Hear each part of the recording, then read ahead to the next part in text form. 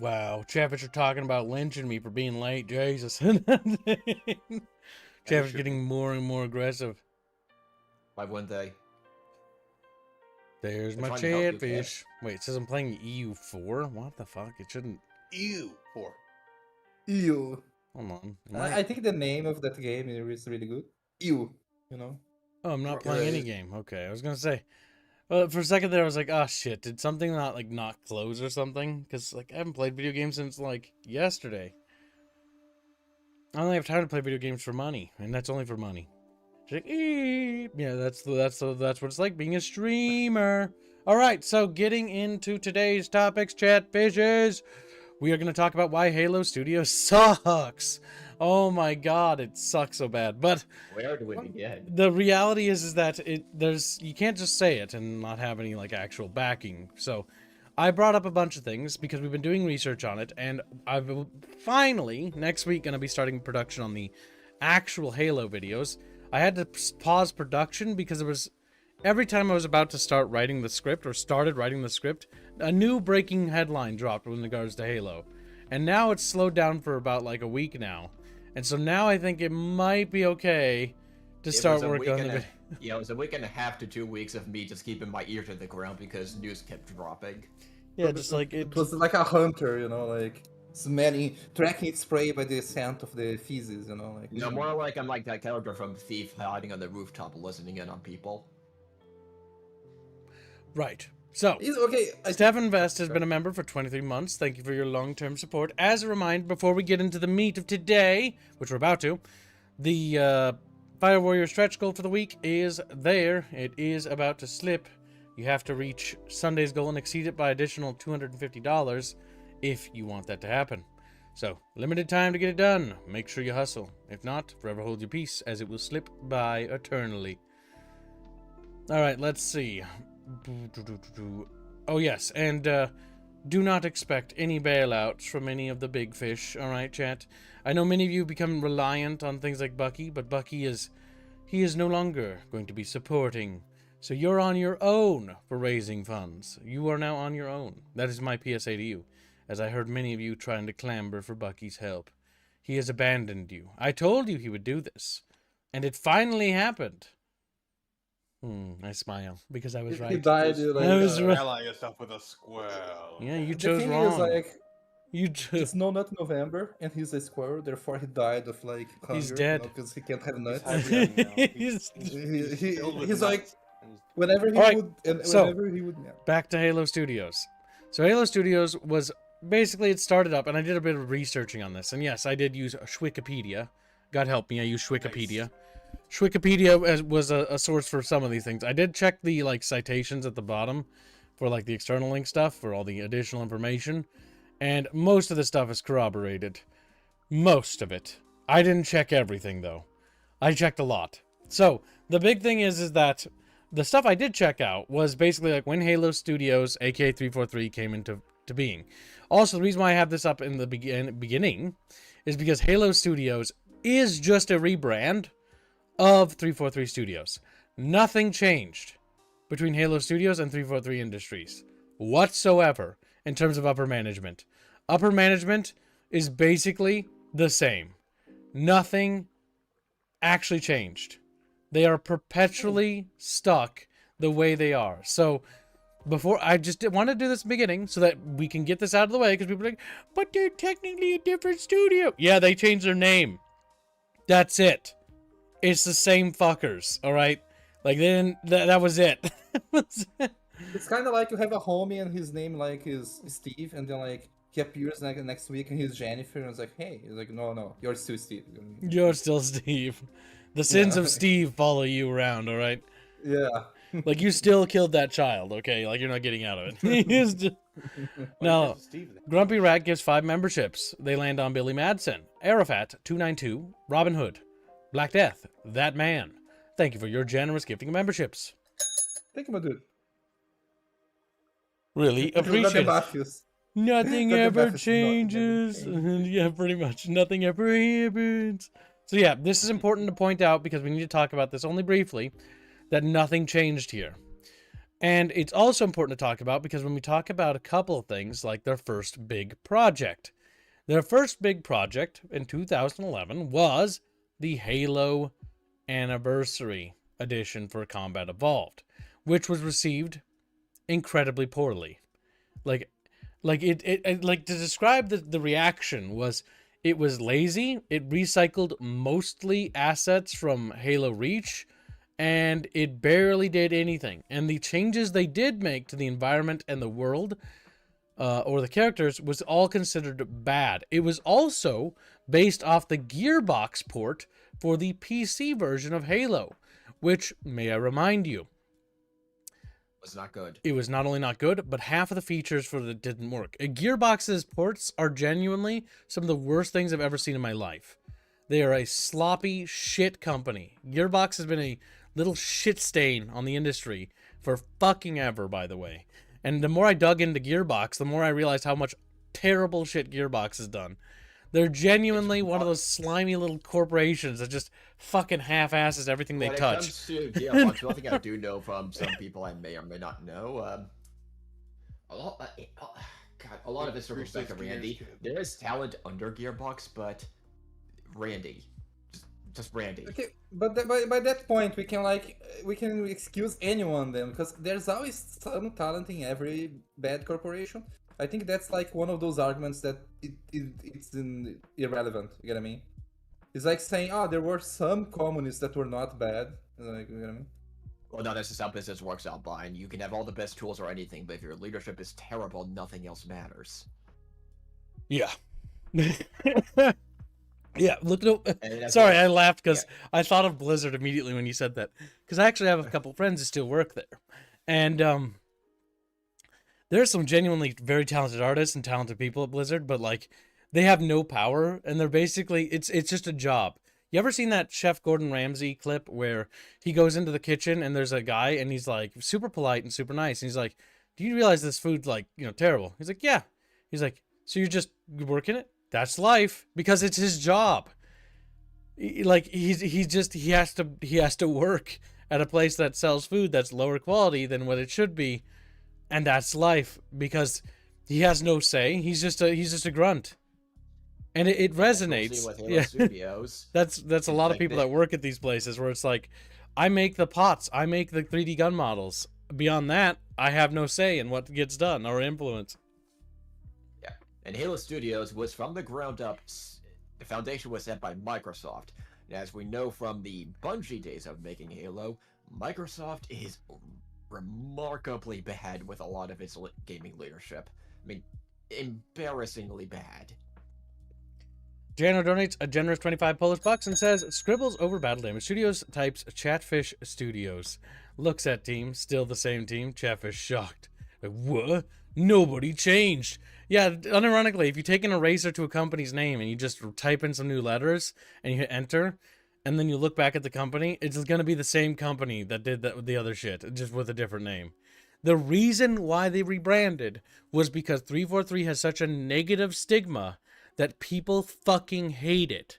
And if you also notice, because I've noticed this too, social media, Reddit, and I've scrounged through all these places, and the amount of fucking like sycophantic simps for this corporation is just insane. Like they'll just go out and they'll brigade people for like, oh my god, Yes. he's remotely critical. Like I did research on this, right? The Act-Man is a yubnubber who covered Halo. He did sell out at one point in his career. In Xperia. Yeah, I don't know about him. I didn't do research on him, so I don't know. But basically, oh, you did? Okay, well then, yeah. But basically, a lot of these like Halo content creators, they sold out when it came to like Halo Infinite and stuff like that. They basically like overpromised stuff, blah blah blah blah. They went along with the Game Piper. is amazing. They went along with the It's the Piper, best thing and only ever. turned on it later. And now they're not even on board anymore, and they're critical now, which means that. But this was a theory that Bucky had thrown at me. And because I just don't think about this kind of stuff, and I really should. But like, it's because the money dried up. Well, the money dried up. They weren't getting money anymore, Yeah. so now they were going to finally say their opinion. Because they were. Yeah, as if you're talking fact based, the facts of Halo I'm just gonna say 343 just so it's consistent.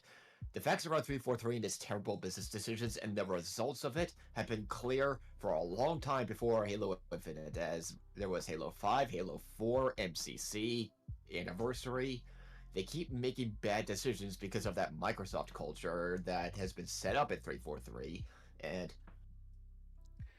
but everybody, especially with the preview footage of Halo Infinite, looked at it and went, "This is going to be garbage. There's going to be problems like with every single 343 game."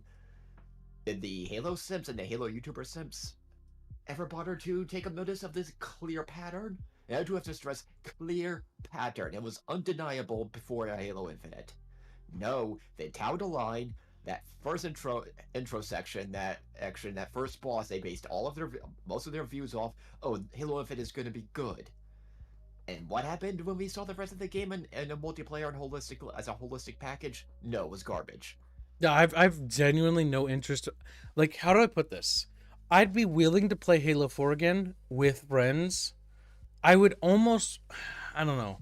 I'd be okay with playing Halo 5 one more time, maybe drunk. But Halo Infinite, I don't even want to touch it. Like, I'm going to be fucking frank with you. I never want to install or play Halo Infinite ever again. The multiplayer it took forever for the multiplayer even to get its bare bone basics like Forge. Even then, the coding and the multiplayer aspects were garbage. You know, like the nail in the coffin for Halo for me, like the final nail was like in Halo Infinite. There's a part of the campaign where like Master Chief acts like a not physiotherapist, sorry, a psychologist to go to some goddamn like 40-year-old like pilot, and he's like, oh, he's crying, like throwing a tantrum in the middle of war, and like Master Chief goes and acts like a father figure. And I was like, I could feel that was just a therapy session for like some writer out there. Well, it was just bad. Like, yeah. So the big thing is that the whole like that guy being like, "Oh, Chief, wow, Chief, you're so chiefy, Chief." That was cringe. That entire thing, him being anything more. See, the big problem is if you look at the Halo's writing, right? Oh God. Oh, this is such a fucking rabbit hole. But the writing for the entire franchise is usually that Chief meets other Marines along his journey, but none of them are really that big of a deal. Even Johnson, he interacts with, but he moves on past them. The problem with the later Halos is that, like, characters like Lasky and characters like... And I am going to say characters like Lasky, by the way. Constantly reappear and like, oh, Chief, my feelings. And it's like, oh, I don't care. Chief, I'm a reoccurring character. I'm a recurring character. When they die. It's like, motherfucker, most of the quote-unquote recurring characters died. Like, when it came to, like, Johnson, dead. Keys, dead. Miranda Key, dead. The only recurring Guilty Spark, character alive. Guilty people Spark like died, is- by the way, but yeah, they retconned that. See, Halo 1, they showed you that Guilty Spark lived, because I think at the end, you see him, like, floating through space, just sad. He's like, because he's got nothing. I think Halo Reach was also where they kind of killed the franchise when they took the helmets off. I didn't like that. Yeah, that's one of those creative choices. This is going to be a more subjective opinion when it comes to that, because that's more subjective. But I will agree on that note that I personally felt that by removing the helmets and putting faces to them as humanizing them, I think that was a mistake, because it demystified what was otherwise mystical, right? Spartans were always sort of this like thing that was kind of like magic. You never saw what their faces were because, well, if you saw it, it would kind of ruin it. Like in Halo Wars, you never saw what Red Team's faces looked like. There was kind of there was wearing the helmets. Were their face. Yeah, they were kind of like these The helmet was bigger the than face. life. The idea of the Spartans is that there's these bigger than life characters, and one of the problems I think Halo Reach had narratively, and this is Bungie, by the way, is that they gave them too much humanity when it kind of felt better when they were a little bit more bigger than life characters. It made it feel like there was a greater gravitas to the setting. They were almost like Greek demigods, like fighting among the mortals, you know. And also, it's kind of funny that in Halo Reach, the most... I thought it was a button. In Halo Reach, the most popular Spartan of the group was the guy that never took his helmet off, the guy with the skull in the helmet. Emil. Emil. I don't remember his name. I only remember that he. I don't everyone think a liked lot him of more. people liked him because his mask had that stupid scratchy marks that he scratched into his own helmet, No, kids, those were cool. and it was kind of dumb. It was cool. Even in But high school, we were like, that was lame. oh my god! Everything that I liked when I was He's- 14 he's- is still cool. He's still You- as you cool can- as Ghost is from fucking Call of Duty. If he kind Yeah. of felt like Ghost. They're about on So, par. if Halo Reach is not something I want to talk about because Halo Reach is actually divisive in the franchise, and it's considered the point in which Halo stopped being a trendsetter and became a trend follower. Because it Best became thing more like about Call of Reach Duty. was its Forge. That was it. Yeah, I do like the Forge quite a bit. But moving back to Halo, so that we're not actually drifting from the real subjects here. Yeah, because we're focusing on Halo Studios. Yes. So Halo Studios, basically the first foray was Halo Anniversary Edition, which was literally despised, loathed, and very divisive. Nobody really particularly liked it. Yeah. Not in my as friend kids- circles, not in high school. Like I think everyone got this, and everyone literally played the original version of Halo on their original Xboxes because this was the Gearbox port. So like it had all the bad problems of like shaders, textures, and rendering things bugging out all the time and not working. It was just an inferior product. If you play your Xbox 360 version of this right now, it will literally not work. Or no, it will literally work. I'm sorry. It will literally have those bugs, as in it's never going to be patched because it's no longer worked. Why would they? They got the MCC now. Mhm. So why bother going back Yeah. to those old games? Yeah, Get it those wrong. business decisions. Yeah, those business decisions that Kev's pointed out. They're gonna keep repeating those similar mistakes, but in different forms, to this day. Say literally to this day, and Yep. they won't stop. Because next up, we'll move on to the next major project where they take over with Halo 4. And their first actual foray into Halo and their first game, their like proper game. So you could almost like look at the first one. Maybe they didn't have the resources, maybe they didn't have the experience or whatever, right? And it didn't matter. Halo 4 was basically a failure in a lot of people's eyes. People played it, people didn't like it. It was like Reach was already considered divisive, and that's why I don't want to talk about it, because you're gonna get one person that's gonna say they love it, they're gonna get one person that say they hate it. So there's no point talking about it. So just take It's that. also not. It's not a 343 game. Yeah, it doesn't matter. It's not part of this conversation. Halo 4, their first foray into like Halo, right? Their first big budget release did not do well. And why didn't it do well? Well, let's talk about that real quickly. Art style wise, it's visual vomit in a lot of ways. Like the Spartans to the are Forerunners? just fucking terrible. Yes, that was what we're going to talk about in just a second. We'll talk about the lore in a second because that's another thing. We're only going to sort of touch on some of these things. The multiplayer was, I don't remember many people liking the multiplayer that much. I played a bit of it, and it was not nearly. You could still have fun, but the weapon sandbox, the content, the maps, it just was not nearly as good as the previous game. The only memorable moment I had was being in the Mantis. That was it. Because like, I'm in a mech and I stepped on people. I'm like, That was the Mantis is only good in the campaign and multiplayer. I just don't remember. It has a huge profile, so it gets shot by like everything. But yeah. Yeah. So like when it came down to Halo 4, Halo 4 was one of those games where the narrative, the story, the direction, it all suffered in a lot of ways, more than just one. Even the music wasn't right because they didn't get the same fucking composer. Actually, let's take a squeak peek. Yeah, it's Neil Davidge and Kazumi Janucci. And the problem with the music is that the music, it's got a couple tracks that are actually pretty decent, but they don't really feel Halo. So the music's off. The art direction is also off quite a bit. Like, it just doesn't capture Halo's vibes. The Forerunner architecture also seems to take a massive departure into being super shiny. Halo 3 did do this with the Arc, by the way. Yeah, sci-fi fantasy, and less what it was in the original trilogy. Yes. And the other thing is that overall, it just kind of felt like the entire thing felt like fan fiction. Like the writing between Chief and Cortana was fan fiction. That's what the story Yes. felt like. Like the That Sarah ending, Palmer for sure. character, she was bad. Like Captain Lasky, he was bad. Like the big problem I had with all these characters is that in order for you to have any semblance or attachment to them, they suffered from what I call the Dead Space 3 problem with Carver. Carver is a actually really interesting character. And so is Lasky in Halo, if you know all his lore. He's a little bit more interesting than Palmer. But the problem that Lasky and Carver both suffer from is that you have to read external pieces of media or watch other things to understand who they are. To get Captain Lasky's origin story, you have to watch the Forward Unto Dawn movie. And then I think he's got something else somewhere else. I can't remember 100% though, because it's been ages since I've read the books. But yeah, so like, it's just one of those things where it's like the media is just sort of scattered all over the place with like figuring out what happens. And the books will also do this thing to build up like elites and characters, like something called Duma. It was an elite's name. I can't remember %.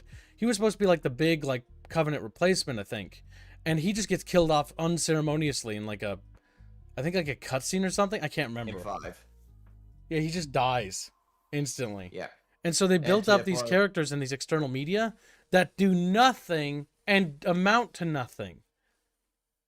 And then you have 2 examples in 4 of this unproductive, to put it generously, unproductive way of storytelling. The Diadact and the Composer. And the Composer. Let's tackle both of them. When I initially played Halo 4's campaign, they were trying to do the backstory of the Diadact, the Composer, and the Librarian, and all these characters. I was just going... Yeah, the Librarian, if you didn't read the books, which, by the way, I'll move this a little closer, because we got to talk about this. It's like, hey, but there we go. Hey, you'll need this to resist the Composer and the Diadact. And I was going, why are you... This is the first time I'm seeing you. Who's the Diadact? Like you're from... Who's this other lady, like, thing? And why do the Forerunners look like fucking monkeys with vampire teeth? Like, yes. Like, what happened? What happened? Because in Halo 3... architecture, this weapon, none of this... And you look at all this space magic is what I'm just gonna... Because everything just floats, That keeps pulling, and you think, how did these things lose to the Flood if they could just do space magic like this? It just doesn't add up.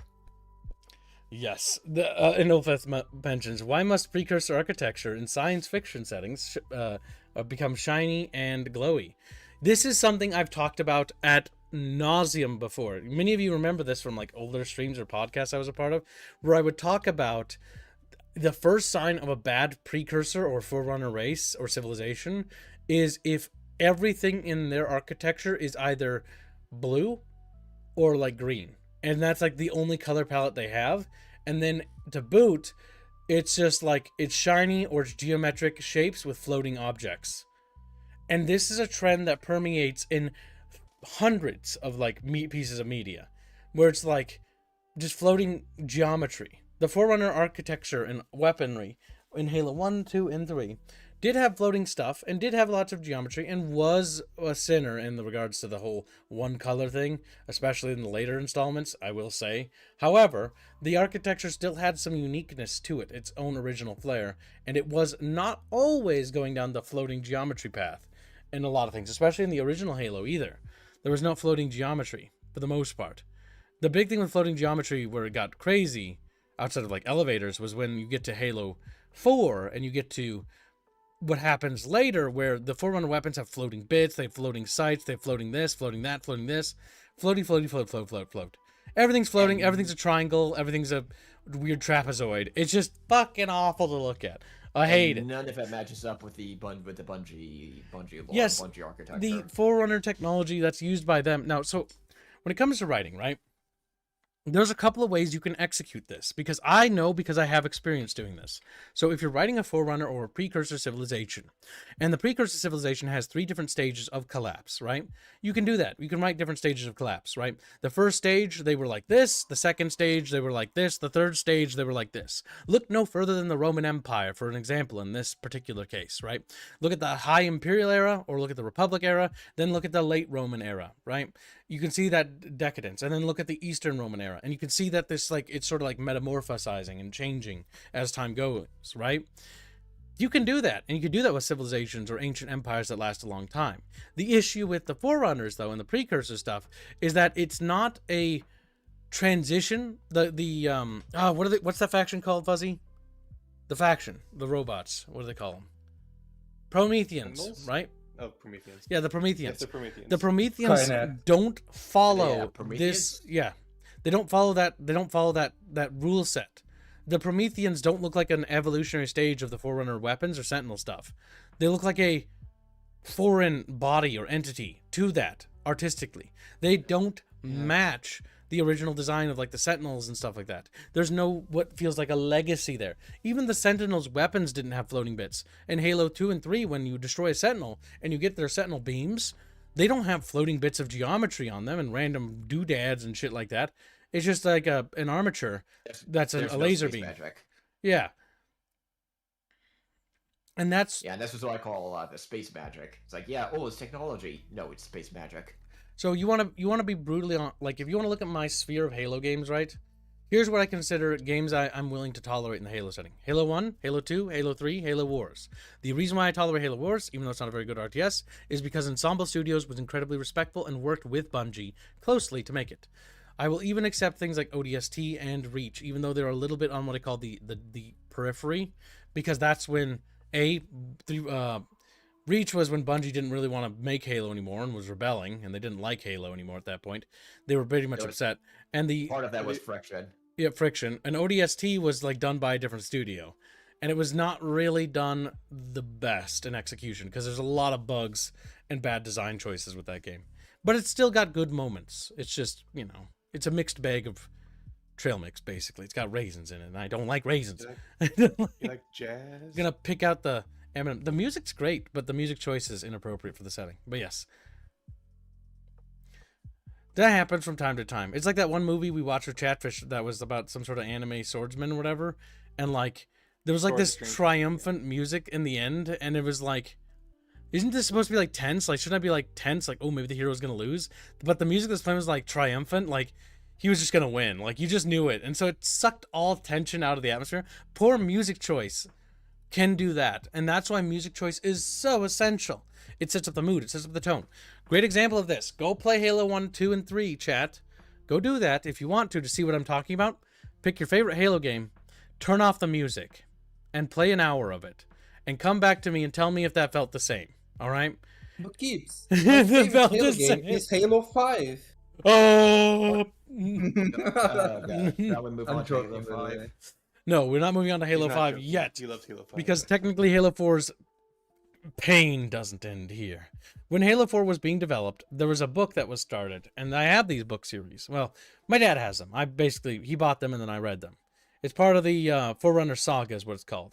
The first book in this, if I remember right, I think it was Cryptum and not the other ones. Yeah, Cryptum, because Cryptum, yeah, that's the box art or the book cover art. This book is not a bad science fiction book. It's actually relatively well written. But the biggest problem with it is, how do I put this? So to understand it, you need to understand about Greg Bear, right? Greg Bear is the guy who wrote it, right? It's not necessarily his fault that the book is like really bad canonically speaking or lore wise. That entirely boils down to when he communicated with 343. This basically shows us that 343's plots basically start with this and as early as this. So the whole Forerunner retcon, and this is important, happens with this guy Greg. It's not, I don't really say it's Greg's fault because Greg didn't really know much. His daughter played Halo basically, and she liked it, and he liked the idea of like the concepts of the story, and he was interested in like working on maybe some book about it, and he started talking about 343 about it, and they basically wanted to write some sort of like thing covering the Forerunners, and he wasn't really super big into Halo at that period, right? So he doesn't really know. He's never really played the games. His only lens was his daughter, and so that's like a, you know, not really fully connected, right? And so what ended up happening is he works on this book called Cryptum to begin the Forerunner saga of books. The books were basically, he was told all the plot information for the books by the writers from 343. So the entire Forerunner retcon can be squarely placed at the blame of 343. And the reason why we need to talk about it and why it's a retcon and it's not disputable anymore, it wasn't even back then, and I'm so fucking right and vindicated now after all these years of arguing for this, but like, for many, many, many years, right, many people have deluded themselves into believing that the Forerunners were alien.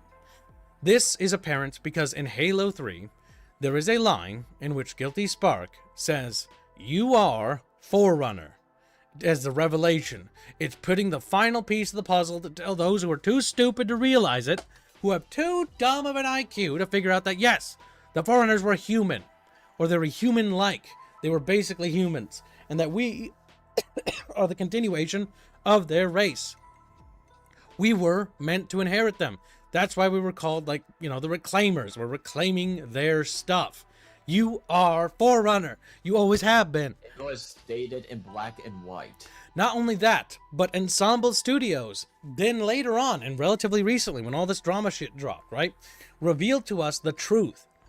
That they were going to be working on they worked very closely with Bungie, and the reason why the Forerunners were humans is because they always were. And the reason why we were going to find that out is because the Halo MMO that Ensemble Studios was planned to work on before Microsoft stabbed them in the back and they did stab them in the back, by the way. They basically betrayed them. And the plans and concept art for it depict the Forerunners as human. The Forerunners artistically were depicted as human. Ensemble Studios worked closely with Bungie, very closely. Bungie sent them all sorts of lore and information to make sure that the setting was respectful and as accurate as possible. The reason why Bungie was so agitated about Microsoft and all this stuff and all that chafing was going on is because Microsoft didn't like that Bungie was in as much control of Halo as they were. The books, like, don't get me wrong, I like some of the Halo books, and they're based on the manual, but let's be fucking honest, if you want to know what Halo's lore is, listen to this. You hear that? That's the manual. This is the closest thing you will ever have to a lore Bible. Ever. This manual for Halo 1 and the manual for Halo 2, I don't remember if Halo 3 manual had lore in it, because that's when they started manuals were getting super wafer thin at that point. These manuals are the last vestiges of proof of any actual canonicity in a literal, sense of, actual literary work.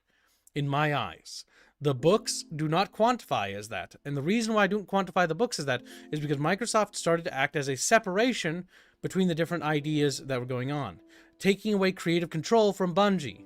And so the reason why I trust the manuals is because the manuals were written by people at Bungie who understood the lore and understood what was happening. When it mentions in the manual, it does mention things like the Cole Protocol. It mentions, which, if you don't know the Cole Protocol, it's an entire book series, or a book that basically talks about how Admiral Cole basically came up with this whole protocol thing and elaborates and expands on that.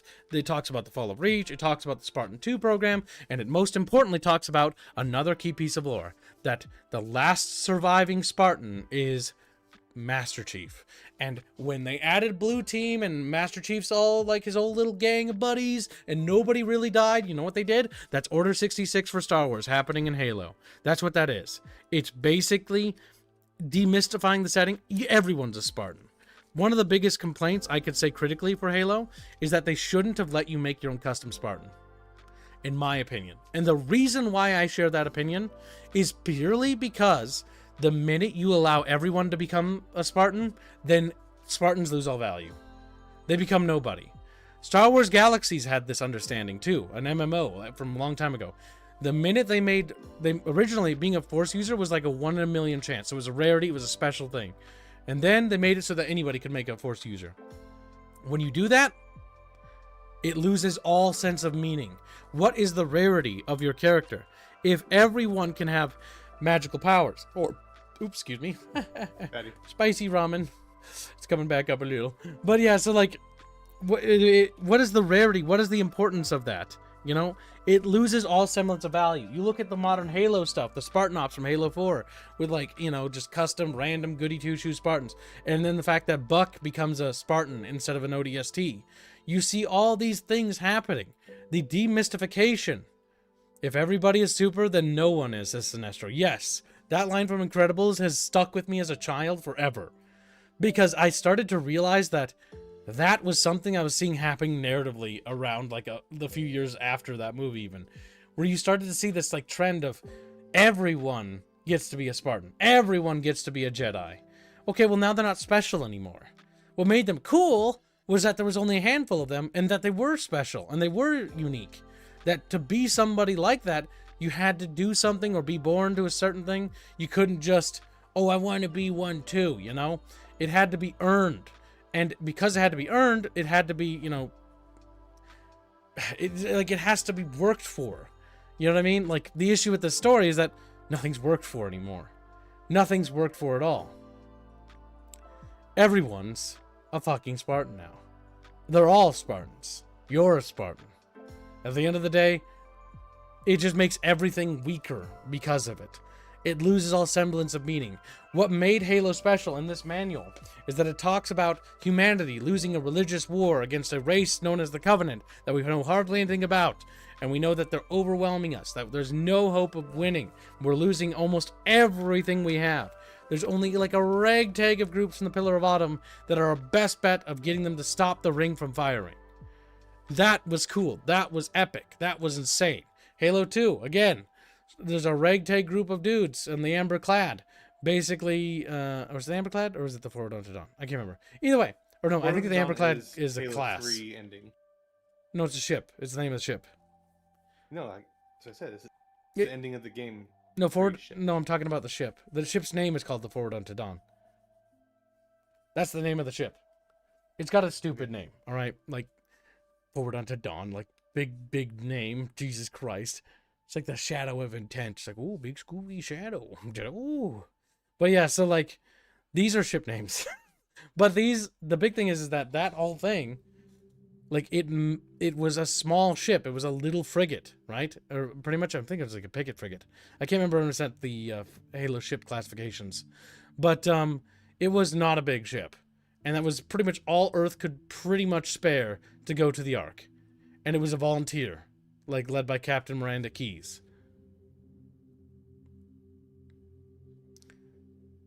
Here you says Forward Unto Dawn was in the third game. Yeah, it's the part of the ship. From... Okay, Forward, yeah, because the Amberclad then... Yeah, because the Amberclad then is destroyed, right? Yeah, okay. Yeah, the frigate is... I think the second game is a frigate class? Game yeah, because I can't remember what happened to the ship in 2. I think the ship in 2 also gets destroyed, but I think off-screen. Yeah, I think off-screen, because I think they crashed it. I think it was hijacked by the Flood and crashed into the Covenant mobile capital city, or capital ship. No, not the Pillar of Autumn Chatfish. That's a Halcyon or Halcyon class ship, and that's also an older vessel that got retrofitted later. Yeah. And Amberclad is Miranda Key's ship. Yeah, an Amberclad. Yeah, that's a frigate. Truth and Reconciliation. That's a different ship, Chatfish. Come here. Chatfish is just saying all the ship names down, like Truth and Reconciliation. High Charity. That's kind of different. Charity is the capital city of the Covenant. But yeah, so that's like the general gist of it. And now, because we talked about that, you can kind of understand where the Halo lore is starting to go awry, right? Humans were always meant to be Forerunners. Now they're not Forerunners. Now it's actually space vampire monkeys. Here's the retcon, right? The original lore, humans were Forerunners. They fought valiantly. They ended up losing for whatever rhyme or reason. They fled to the Ark, and then they reseeded the galaxy after they lost the war. Original lore. New lore. Precursors, ancient civilization arrived from a different galaxy to choose a race to elevate, and they elevated two races, humans and Forerunners. Yes, the Forerunners are just separate race, and they're just called that because they're retarded. And basically, the precursors were like, Forerunners you're kind of weak and gay. I'm gonna choose the humans over you. And the Forerunners, space elves. The Forerunners basically, which are the space vampire monkeys, found out about this and were able to rebel against a interstellar power that spanned galaxies and destroy them. And not only were able to destroy them, but they basically got hardly none of their technology by comparison. They got only like slivers of it. And like they made them more advanced, and then humans were on the other side of the galaxy. And for whatever reason, humans and Forerunners didn't interact with each other. And eventually, the Forerunners got the idea that they were sick, like because they turned into dust to hide. Oh yeah, by the way, they turned into dust to hide. But then they turned themselves into chihuahuas. Yes, that's lore accurate, by the way. They turned themselves. They turned themselves into. This isn't Bungie lore. This is 343. This is in this book. It's in the Forerunner saga. I know this because I read these book series, and so in the book series, the Forerunner saga, the Forerunners turn them, or the precursors turn themselves into chihuahuas, so that humans will think they're cute, and they'll spread them throughout their empire. And so humanity spread these fluffy chihuahuas across their empire that were sick, And as they continued to get sick, which, by the way, the Chihuahuas were precursors. I know. Then they turned into Flood and started spreading a disease to wipe out humanity, but not to wipe out humanity. That's just a ploy. That was to make humanity flee into the Forerunners because they knew that they would do that. And so humanity did exactly this specific thing. They fled exactly into Forerunner space, wiping out Forerunner worlds without even talking to the Forerunners because the precursors knew they wouldn't talk to the Forerunners. They didn't open diplomacy. They just started nuking Forerunner worlds. And so, again, there's all these contrivances just to make this work. It's fucking awful. And the amount of logical inconsistencies is outright embarrassing when you read more and more into this. And so the fluffy Chihuahuas, which are now the Flood, which are now destroying humanity, caused humanity to flee into Forerunner space. Then the Flood, on the verge of victory and pressing into Forerunner space, pretended to die again. And they pretended to die by making it look like the humans had made a cure, and they sacrificed somebody to get eaten by the Forerunners, and they assumed that that would be recorded, and they were lucky because it was recorded, and they'd also assumed that the Forerunners would find out about this, and they also assumed that the Forerunners would use this information to not exterminate humanity as a requisite result, because they would see humanity as valuable. And they also assumed that because they would do all these things and they wouldn't destroy humanity, they would keep them around so that they wouldn't wipe out their favorite pets. There's so many contrivances just for this plot, when the reality is that the humanity in this lore could have wiped out the Forerunners without the Flood. If the Flood didn't attack them, they would have wiped out the Forerunners in the war against the Forerunners. So all these contrivances just for the specific thing to have happen, that doesn't make any sense. And oh my god, it just doesn't end there. And the Halo Sims for the longest time defended all of this. Yeah, so it doesn't. Ancient humans were refugees. Yes, refugees that nearly destroyed the Forerunner Empire. This is the new lore, by the way. Human refugees were only spared because one of the Forerunners well, we can't do that because we inherited the mantle of responsibility. Oh, which I forgot to mention. What did the precursors' great power be? Not only could they go to any galaxy they want and uplift any species they want, but they would specifically choose a mantle of responsibility to one race in that galaxy. And that one race who inherits the mantle of responsibility. What is that? Mantle of responsibility means it's they're the shepherds of the galaxy. They're literally you're in charge of the galaxy and you're like the police of the galaxy. That's all that it means. It means fucking nothing. Yeah, it's some dumb philosophy. It's just stupid. There's so many retcons here. By the way, in these retcon lore, the Prophet race and the humans were allies for a while. It was funny. Yeah, that's just what? It's random shit just thrown in there. So fluffy space chihuahuas that turn into zombies cause that zombies that are actually called precursors, who are so powerful that they can crush planets with their brains when they form proto mind or super minds or whatever the fuck they're called.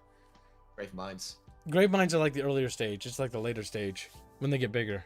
It's a proto grave mind. That's what it's called. I think I got. No, grave minds are they're the weaker ones.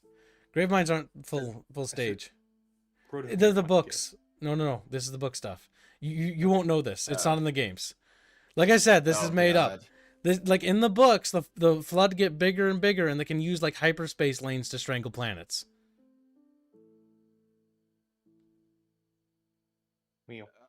It just sounds retarded, doesn't it? Process this. So this is retarded. How does this explain the events of the Halo games then? If the humans are the wrong English. I already disproved it. Bear was aware of Halo through his original experiences. Bear only was privy to the secret plot by 343. Not by Bungie. Yes, Bungie was still producing Halo. No, Bungie was not writing the lore at this point. It was conducted by 343. Do not fucking question me. Just simply know that I know what I'm talking about. Because, oh my god, I've done enough fucking research on this stupid shit to last a fucking lifetime. If you fucking say one more wrong shit, I'm gonna put you in a timeout for fucking years. Oh, drive me up the wall with this stupid shit. That was when Bungie owned Halo. No, it's just English. No, shut the fuck up. That was when Bungie was owned by Halo, alright? No, it wasn't. It was owned by Microsoft, you fucking ingrate. Not only was it owned by Microsoft, but 343 was already in the process of taking over. And already we know from information that the Cryptum Saga was written not in collaboration with Bungie, but with 343. This is fact. This isn't up for debate. This isn't up for fucking discussion. That's what happened. That's what is. That's fucking accurate. When it said, when you look at Halo Cryptum and you read like any of the notes about how it was fucking written, it wasn't written with the advisory of fucking Bungie. Bungie didn't have anything to do with it. It was specifically in talks with 343 and Greg, who wrote this book, not with fucking Bungie. You spread one more goddamn lie, I'm gonna fucking snuff you like a little fucking fly. Squish ya. Don't be too mean to Yingling. She's a little stupid kid. The problem is that's actually just blatant lying. Like, oh, it drives me up the wall. That's misinformation. Like, we already know this is public fucking knowledge. This is public fucking... You could go and fucking read this shit. You can go... Oh. Drive me up the fucking wall. So yeah, like literally... Fuck me, man. The Forerunner books are a massive fucking retcon. They're bad, and the reason why they're bad is because by changing the root of what the Forerunners were and adding all this other bullshit, it led to Halo 4's plot. Halo 4's plot is bad. It led to Halo 5. These books literally created the problem that we had to deal with. That's the problem with these books. The entire point of these books is they're building up the plot for the new setting. And guess what? That plot fucking sucks. Alright? It's trash. That's what needs to be said. You cannot fucking excuse this shit. You cannot hand wave this shit. Literally, Halo Cryptum series builds up the Didact. The Didact and that shit, the Prometheans, is all ass in Halo 4. That's not a debate. They suck. They just suck. And then in Halo 5, the whole plot about the Guardians, which are magical little space floating angels, to seize control of the galaxy, which, why didn't the Forerunners use this to defeat the Flood? Who fucking knows? But either way, the whole Guardian plot, like that shit, that's again tied to the Forerunner book shit. All this shit goes back in a full circle to the Forerunner saga. And all the shit that the modern Halos have is bad, which leads us to Halo Infinite. Because this was so bad, they had to throw all this in the garbage. And because they couldn't commit to their bad story, they committed to a new thing. What did Halo Infinite do? It introduced the Endless, a race that was so scary. The Forerunners defeated them and digitized them. But not only did they digitize them into little square-looking cookie things, they also managed to let them live, despite the fact that they're incredibly dangerous. Not only did they let them live, but they're also immune to the effects of the Halo Ring. Also, they're scarier than the Forerunners, and the Flood, and the Precursors, and everything. But the Forerunners were so scared, they just wanted to cover that up. Oh, and by the way, the Banished are actually what defeated the Covenant. Nothing in the games actually did matter. Halo 1, 2, and 3 didn't matter. You didn't defeat the Covenant. It was the Banished. It was some fucking dumbass monkey man defeated the goddamn Covenant. You never did anything. Never. Never. That's basically what that story is. That's Covenant 2.0. Okay. They wanted to bring back the Covenant because they realized they were too incompetent to write an actual antagonist. But they killed the Covenant off. So what they did instead was they just made the Banished, and the Banished replaced the Covenant. But they're significantly more powerful. The thing is, they want a never-ending story. That's the issue. Never-ending story. I hate this fucking Hey, franchise. Grumpy Rat donates $2. Classic English L. Unsurprising. Yeah, Yingling spouts nothing but lies and deceit all the time. Never engage with any... Okay, PSA for new people who are new to my audience. Yingling is wrong on almost universally everything. There's sometimes when he tries to basically take the popular opinion to be right, but he's wrong still because he took it for the wrong reasons. It's always the case. He tries to use reverse psychology and it fails. You just treat him as Wormtongue from Lord of the Rings and you're pretty much like... Yeah, not only do you not get to fight the Red Monkey, you never defeat the Didact. By the way, Halo 4, you defeat the Didact? Just kidding, you didn't. You're too weak, weak-ass bitch. Guess what? My Halo OC characters I wrote for my Halo comic, they killed him. It's like, what the fuck? Like, Chief was too pansy-ass bitch to do anything in the new lore. Literally. In the new lore, it's all about destroying Chief's character and making Chief out to be this fucking guy who can't get anything done. That is literally the plot of the new Halo shit. The Halo TV show, literally that plot. Chief can't do anything without fucking showing his ass cheeks off and being gay for 5 seconds and having a girl boss, like Covenant simp woman, who, by the way, works for the Covenant. By the way, they consider that TV show canon, believe it or not. Fucking oddly enough. Which doesn't make sense because Captain Keyes isn't black, and also Captain Keyes didn't die on Reach. He died on the Pillar of Autumn in Halo 1. Again, they don't care about Halo. They don't care. None of these people give a damn about Halo. They don't care. They don't care about selling a product or universe, and it's no wonder that the returns just aren't coming, and 343 just keeps burning money. And so, yeah, Halo Studios fucking sucks. Because they fucking hate you. They hate you. They hate the fans. They hate everyone. There's not a single thing they don't hate. That's why when they look at the Halo remake and you look at how fucking sloppy it is, it's because they hate Halo so much, they can't be asked to play the first Halo game. That's how much they hate it. They couldn't even do the bare minimum of research. You're fucking paid to do this. Why do we have to do research for you to tell you what you fucked up? It's your fucking job. We pay you to do that. You don't get to do that. Like, you don't get to just charge people then not do your fucking job. You're not going to get paid. Now, don't worry, this playing with the rage camps. Now we have to move on to... God, do I have some choice words for 5 and Infinite? Shall we start with 5? So 5. Let's start with the positive. Unlike 4, 5 actually has positive traits. You're like, what?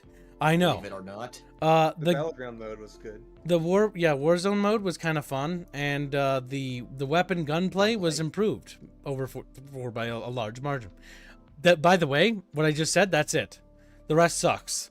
So yeah. Oh, mind you, they ruined both of those by making so that like most of the game was cheesable using microtransactions. Oh yes, that's right. So that's all undermined by the microtransactions, the requisition. And if you look at the in-game advertisement of when they're explaining all this to people, they decided to give one of the biggest insults to anybody with the most basic of questions.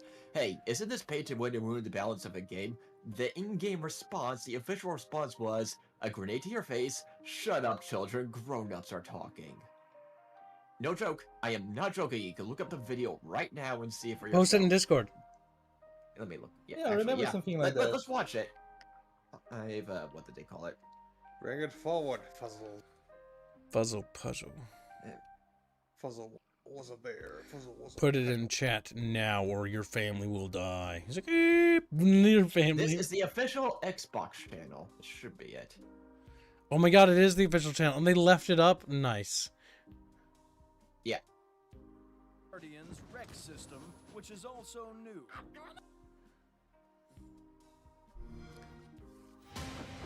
Go to the 2-minute 30 mark. Or sorry, 2:20. No, we'll let the whole thing play. It's only a short. Okay.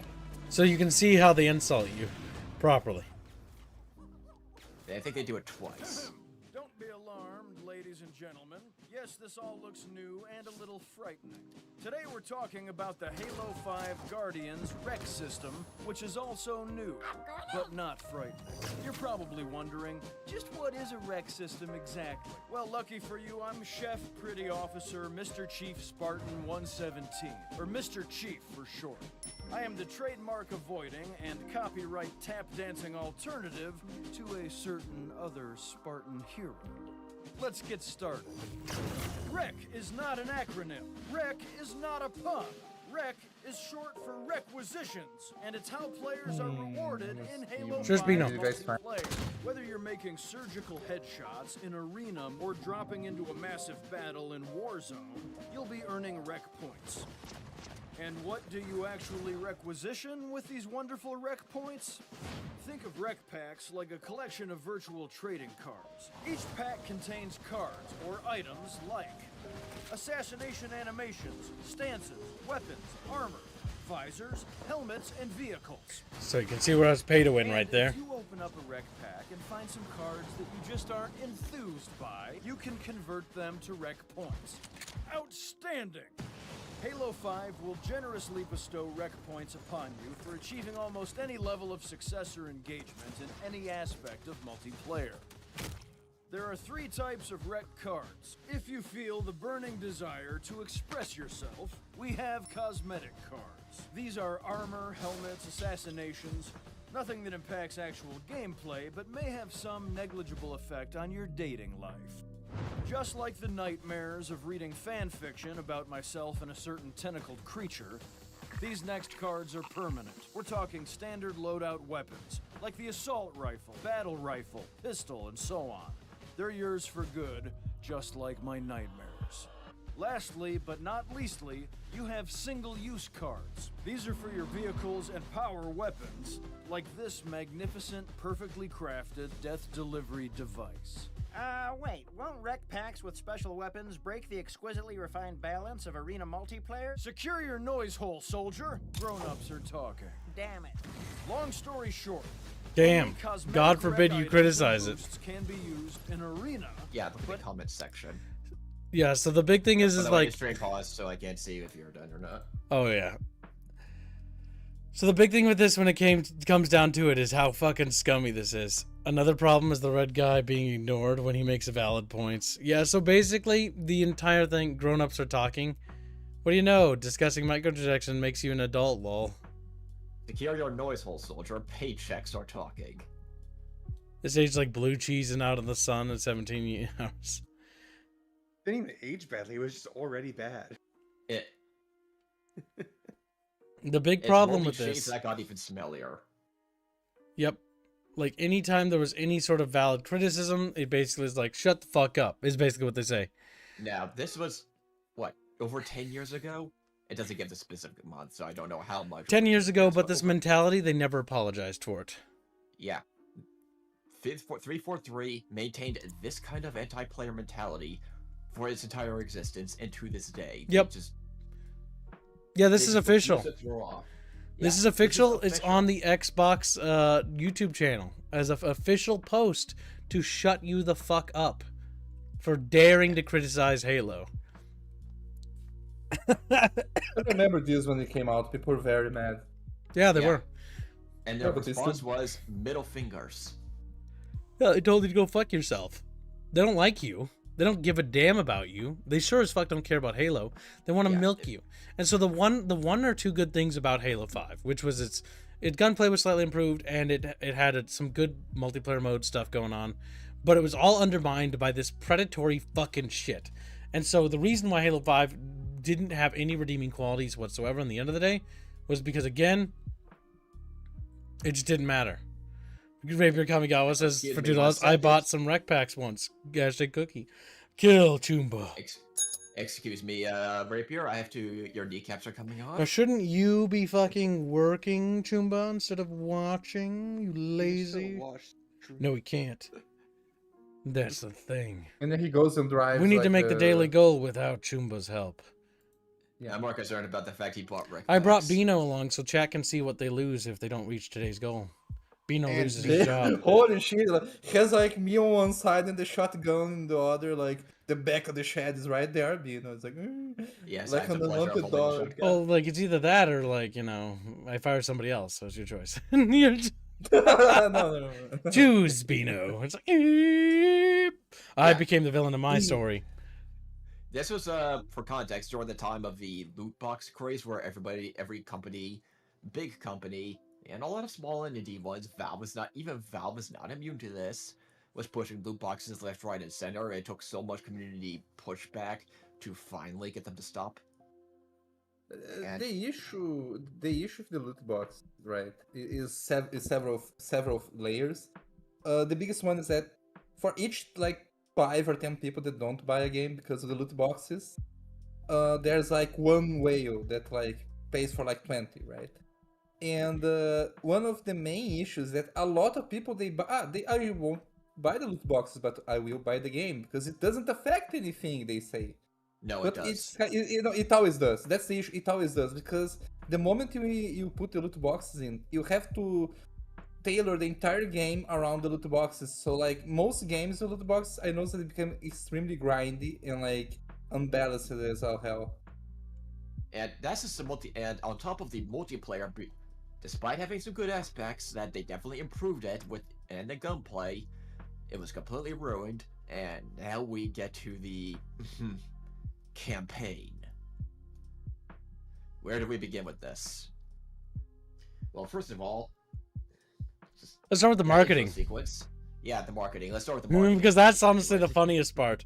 The marketing for Halo 5 was interesting because the entire thing was like, who can you trust? Chief is gonna fight against humanity because humanity's evil, and also, who you choose, Chief or Locke? And it's like, who the fuck's Locke? Why is this a question? Of course, Chief. Like, I'm not gonna choose some bum fuck Locke. Like, I don't give a shit about this guy. Yeah, but he's black and don't want to be racist, do you? I was like, well, I guess I'm racist. Are you a racist? Yes, so I choose John.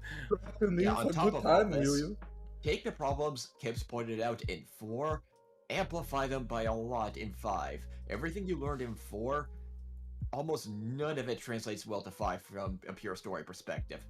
Any backstory on Locke and the teams and everything, how you got to this point, you have to go outside the games in order to learn and read the books and a bunch of outside media.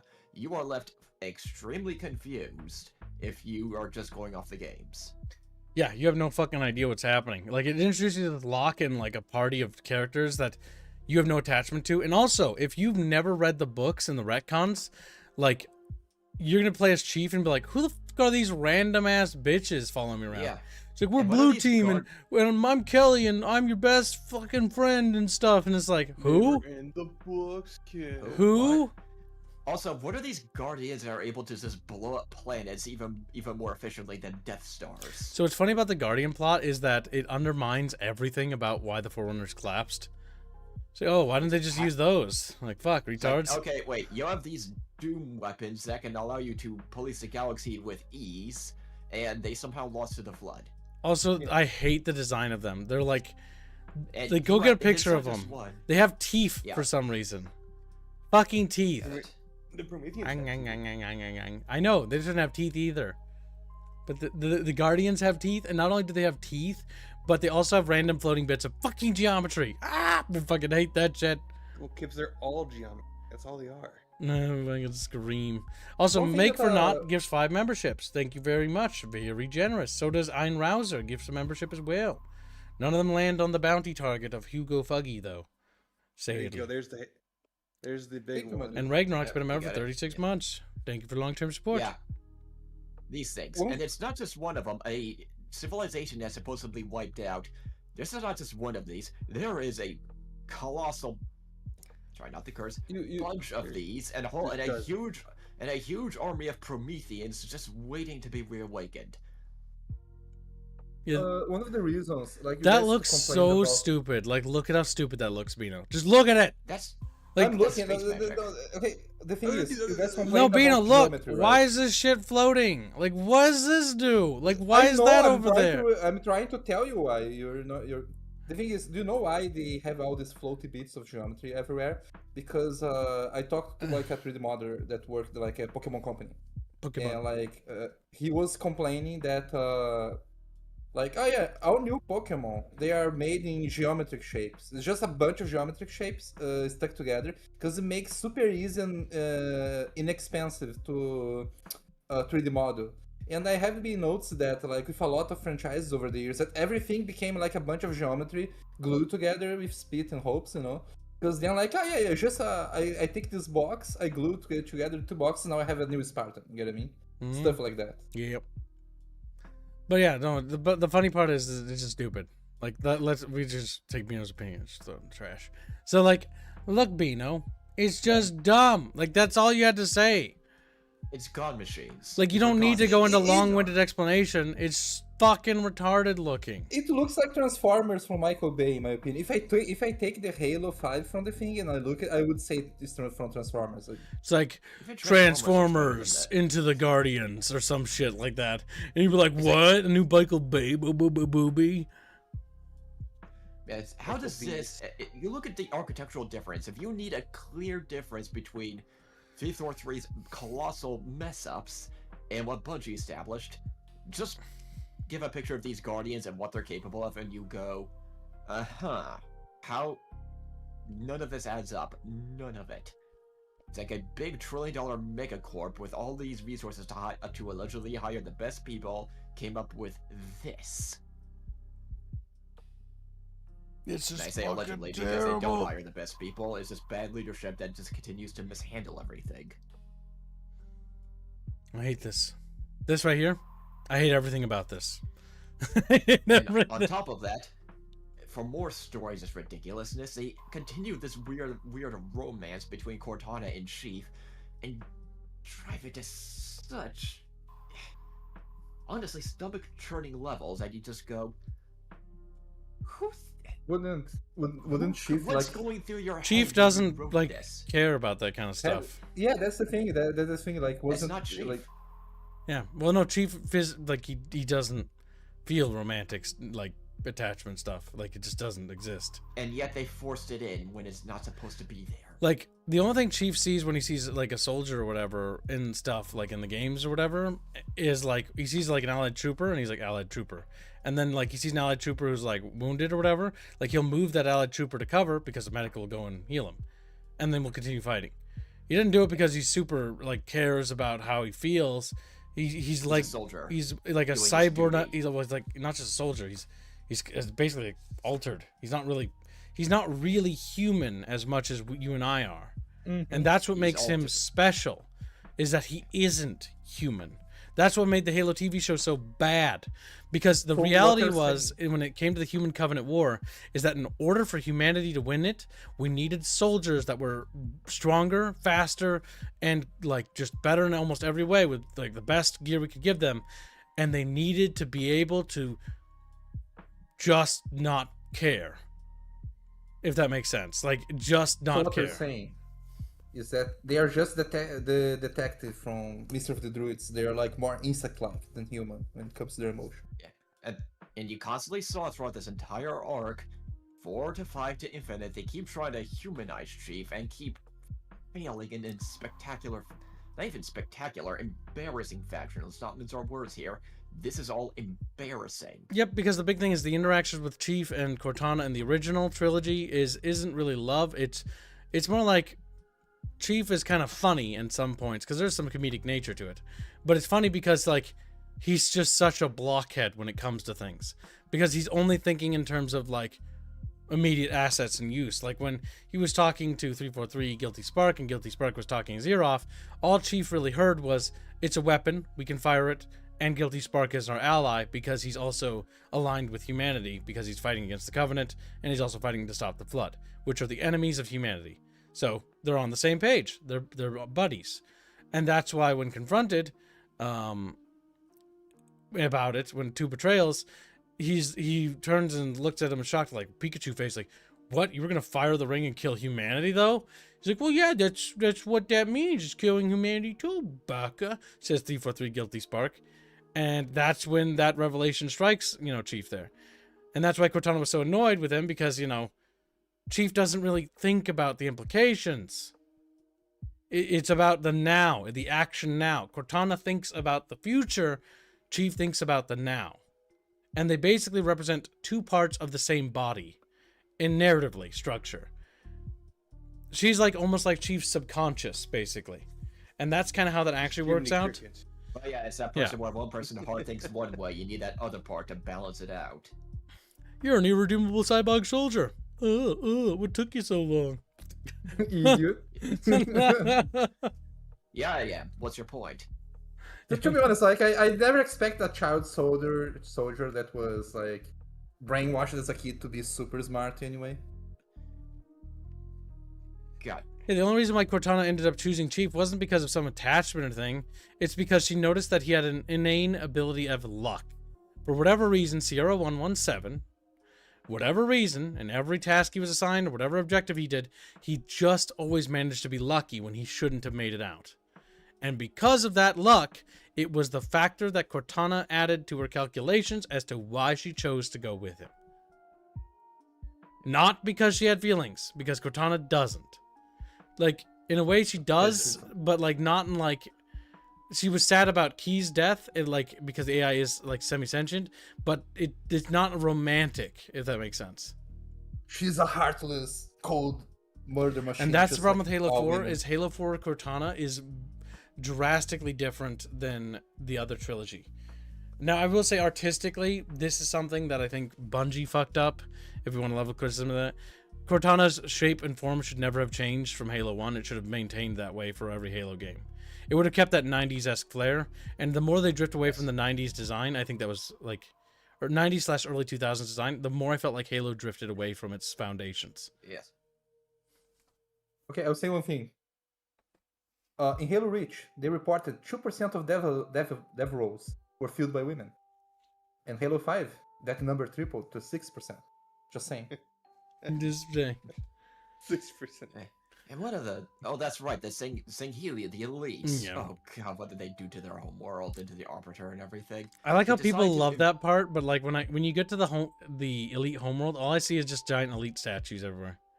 Where I'm just like, okay, so their architecture is giant statues of themselves, so they're a bit narcissistic. Like that's an interesting thing, but like that was like it. And they're literally were part of this Covenant Empire, advanced technology for a long time, and it looks like you're a bunch of Weebles. a They're bunch of space cavemen in huts. No, they're space weebs. I know because I had one of their Halo like little collections of like little movies and shit. And there was like a lit word that was just like space weeble. And one of the arbiters dying in like a laser katana battle or whatever. But yeah, the big thing with like the Halo 5 thing is that again it just missed the point like across the board. Like there were redeeming qualities about the game, but they were overshadowed by a terrible campaign. They were overshadowed by microtransactions. Like what was potentially redeeming when it came to like some of the multiplayer stuff was always overshadowed by something. The vaulting kind of ruined the pacing, the ability. Like a part of me liked the fact that your armor actually had powers, like you could like hover in the air, you actually felt like you had power armor. That was nice, but it did conflict with the original designs of Halo originally, and so it's always like a take and give thing. But again, ignoring that divisive spot there, it doesn't matter, because at the end of the day, the requisition system, the bad campaign, the just overall poor treatment of fans really just made Halo 5 feel terrible. Yeah, the exasperations of all of the wrong of 4 made even worse than 5. Yeah, well, actually, honest, so you know what's funny is I kind of prefer, like, if I had to pick between Halo 4 and 5, I'd rather play 5. And the only reason why is because I like the feeling of the guns a bit more than that. And that's it. Yeah, there is no denial about that. The gunplay feels a lot better. But, like, to be brutally honest, like, this is me choosing between two different turrets here. This is me choosing. Okay, so I am able to get through the Halo 4 campaign. I am not willing to get through the Halo 5. Hold on, I said I was going to play it. I didn't say I was going to play the campaign. Well, let's not get out of. Let's not fucking start putting words in my mouth here. I would not play the campaign, to be honest. The campaign Multiplayer, sucks. I'm I was talking about the You know, multiplayer. How many This is times fucking- they force the same boss upon you? Yeah, no, that sucks. Like, I genuinely hate the my God. campaign. You That fight whole that boss story arc 6 is- times, and like at the end, you fight him like 12 times because it's like the same boss copy pasted. And the worst part about the boss, oh fuck, why did you have to remind me? Is that he's just a giga simp. He's like, Cortana, her boo boo pussy is mine. And it's like, Please Chief's notice like, me, senpai. what? I'm just fucking autistic, dude. I don't know what's happening. Yeah, Blue it's pussy, Chief. You'll never go back. Once you go blue, you never go back. I'm just. Just turn blue. I'm blue and nabba-dee-ba-da-boo. But yeah, fuck. Blue. And then they spent. Oh God, Infinite. Once you go What's that blue, you're one? stuck like blue. But yeah, Infinite. Do we move on to Infinite, or are we done with 5? Well, does anybody else have any final statements about 5? The only thing I could say is that the multiplayer was the only thing I enjoyed in that game. Like, that was it. I think the only good thing about the new Halos is that in Halo 4 and 5, the female Spartans had great asses. You know that? Of course, that's what you point out. I thought you only thought about that about Reach. I think you're mistaking the game here. Yeah, Reach too. But like, I think 5 or 4 was when they peaked. I don't remember which one exactly, but yeah. Chaffer's like, when you go blue, there's nothing else you'll do. Chaffer's, they got blue fever. I'm blue and boo. All right, so let's see. Halo Infinite. Now, what can I say besides this game has no identity? Oh my god. One thing out, just to keep it in the back of your head. $500+ million on this game for the initial development. Now we know things. All the money after. We know things about this game's development cycle because we know certain things. We can't say why, but we know internal details. And this thing is a shit show, is all I have to say. What happened behind the closed doors, I hope it comes out, because when the world hears what we know, it's going to be so funny. Oh my god, was it terrible. Oh my god. Yeah. Like, I know some people have been like spilling the beans in certain things, but because the developers who worked on this, I don't blame them, right? But it's one of those things that when you meet one of them, you understand what pain is. You understand? Yeah, even some of the stuff that was leaked to me, I'm just going, how did this game even get developed at all? The reason why they couldn't like cancel it, by the way, was because it's Halo. Like, they just kept throwing money at it. Yeah. That's why it didn't die in development. Even though it, by normal game metrics, what would usually happen is a game like this would have its funding pulled before it even got pushed out. The problem is that because of what it was, it just kept getting funding when it really should have fucking had its funding pulled ages ago. They just kept throwing money and people at this to try to make this work. But the big problem they actually had was the turnover factor, where they would hire people and then they'd be like, oh, Microsoft really hates human beings. Because they do. They genuinely hate human beings and game developers. And so the minute a year would go by, they're like, fire everybody. Next wave. All right, iterate on that code. Contractor. I don't know what's happening, says the coder as he's like trying to code on top of it. Contractors. And it's like, get out. Next. And that's kept happening. And so the reason why the co-op feature and all that shit doesn't work is because the reality is that it was down to a handful of people who were actually still there, still working on it, bravely trying to make this work, but alone in a sea of people that was constantly changing, that they'd have to fix the code for. It's sad. This entire development process, they were developing a new engine. Get back here, Fuzzy! You waddled away in the middle of the... Fuck! I was just reaching and throwing something away. It's fine. I'm still in my chair. Yeah, they tried to develop their own engine, of which, due to the problems as Kibbs generously mentioned, no, it was garbage. Just flat out garbage. It's like they couldn't develop it properly, which meant multiplayer, netcoding, optimization, refinement, forge, getting content out, developing the open world. I'll give one example that was leaked into the greater media. It was not supposed to just be a bunch of Forerunner structures and just mounty forest. There was supposed to be several biomes and a lot more. If you look at the map and you look out, and you can tell there's an entire continent there's an entire huge landmass that's not even used, and it looks like it was going to be. Oh yeah, there was a planned expansion pack storylines and stuff like that. I will also say that I hate everything about this game. A, because the Halos put themselves back together. That's retarded. It literally means that... Okay, why I hate that. Narratively and lore-wise, when you destroy the first Halo ring, it's kind of just blows up and the pieces fly billions of miles away, right? And some of them smack into the planet like it's cooked. It's cooked, is what happened to it. It's gone. But the issue is that because of the constant Forerunner retcons, nobody's ever really gone. No Halo ring really is destroyed. And so, what is the purpose of the Ark if it's meant to build rings to replace rings that are destroyed? If now the rings can just rebuild themselves, and so there's actually no purpose for the Ark whatsoever. The Ark doesn't serve a purpose beyond, like, it built the rings initially and that was it. Like, why can't it build new rings? Like, I guess because it can replace them, but why doesn't it replace them? Why was it building a Retcons. replacement ring? Retcons, and they just wanted to force it in, because reasons, and also this game was poorly developed. It's stupid. Yeah, it's like 2/3 of the single-player content was cut out, because they just couldn't... 343 was just so ineptly, more and more, incompetently run. And it showed constantly. This game did not run well at all for the longest time, especially for its graphical fidelity. In fact, let me see if I can look it up. The initial trailer for this that led to a year delay, if I recall correctly. That led to that legendarily bad What are you talking about? The brute monkey face was beautiful. Brute Monkey. That was the one reason that made me want to buy the game, because he looked so stupid. I had to see how bad it was. He was the sole selling point. And the worst part is, they tried to fix his face, but he still looks bad. It's bad in a different way. Oh, it's just bad. Okay, so the problem with this game is big. It's really... Like, Halo 4 and 5 have problems. This game has problems because it's not really a Halo game. It's an open-world Ubisoft game, masquerading as a Halo game. And the problem with the open-world thing, there's a... Like, Bungie dropped it because it was technologically, they couldn't pull it off. I also think that mechanically, having open-world means you need to redesign the overall game, how it works. And the issue with this game is that it's fucking terrible. Like, oh my god. Ubisoft is bad, but there were less mechanics to play with in this than a Ubisoft Far Cry game.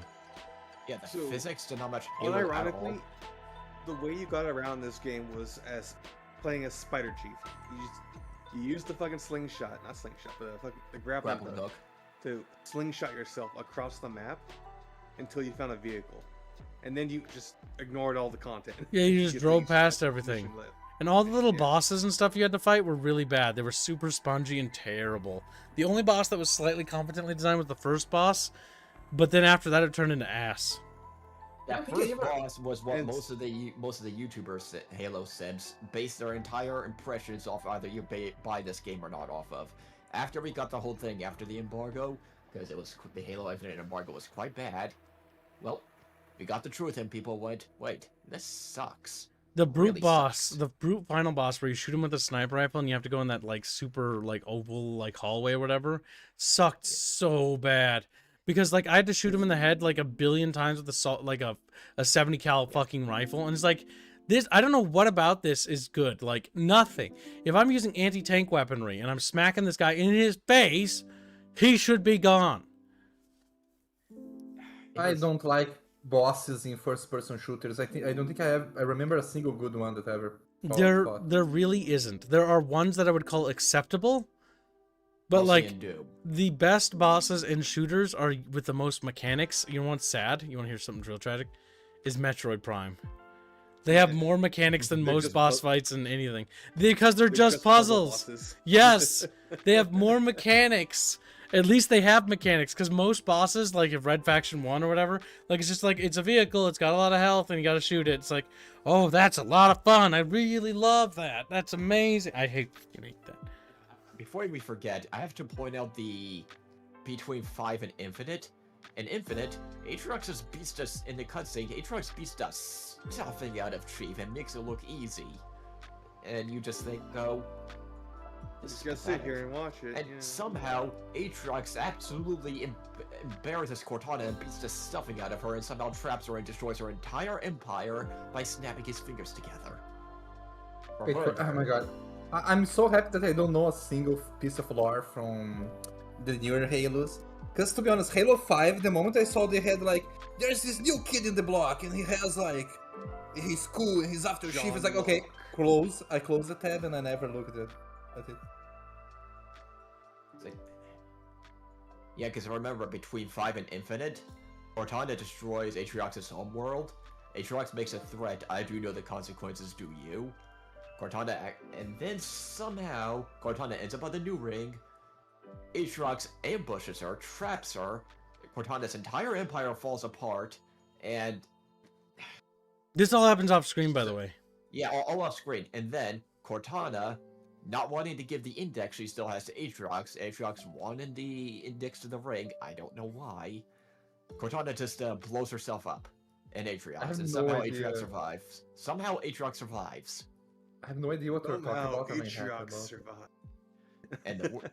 And and I try not to think of the main villain because honestly he has such little to no development. The story for this It's fucking game is disgusting. fucking terrible. And let's add the MacGuffin. The Endless. What's it called? They Yeah, never the matter, by Endless. the way. Yeah. They add this new alien that somehow survives a galaxy-destroying super weapon and somehow survives. A alien race that's more terrifying than the Flood.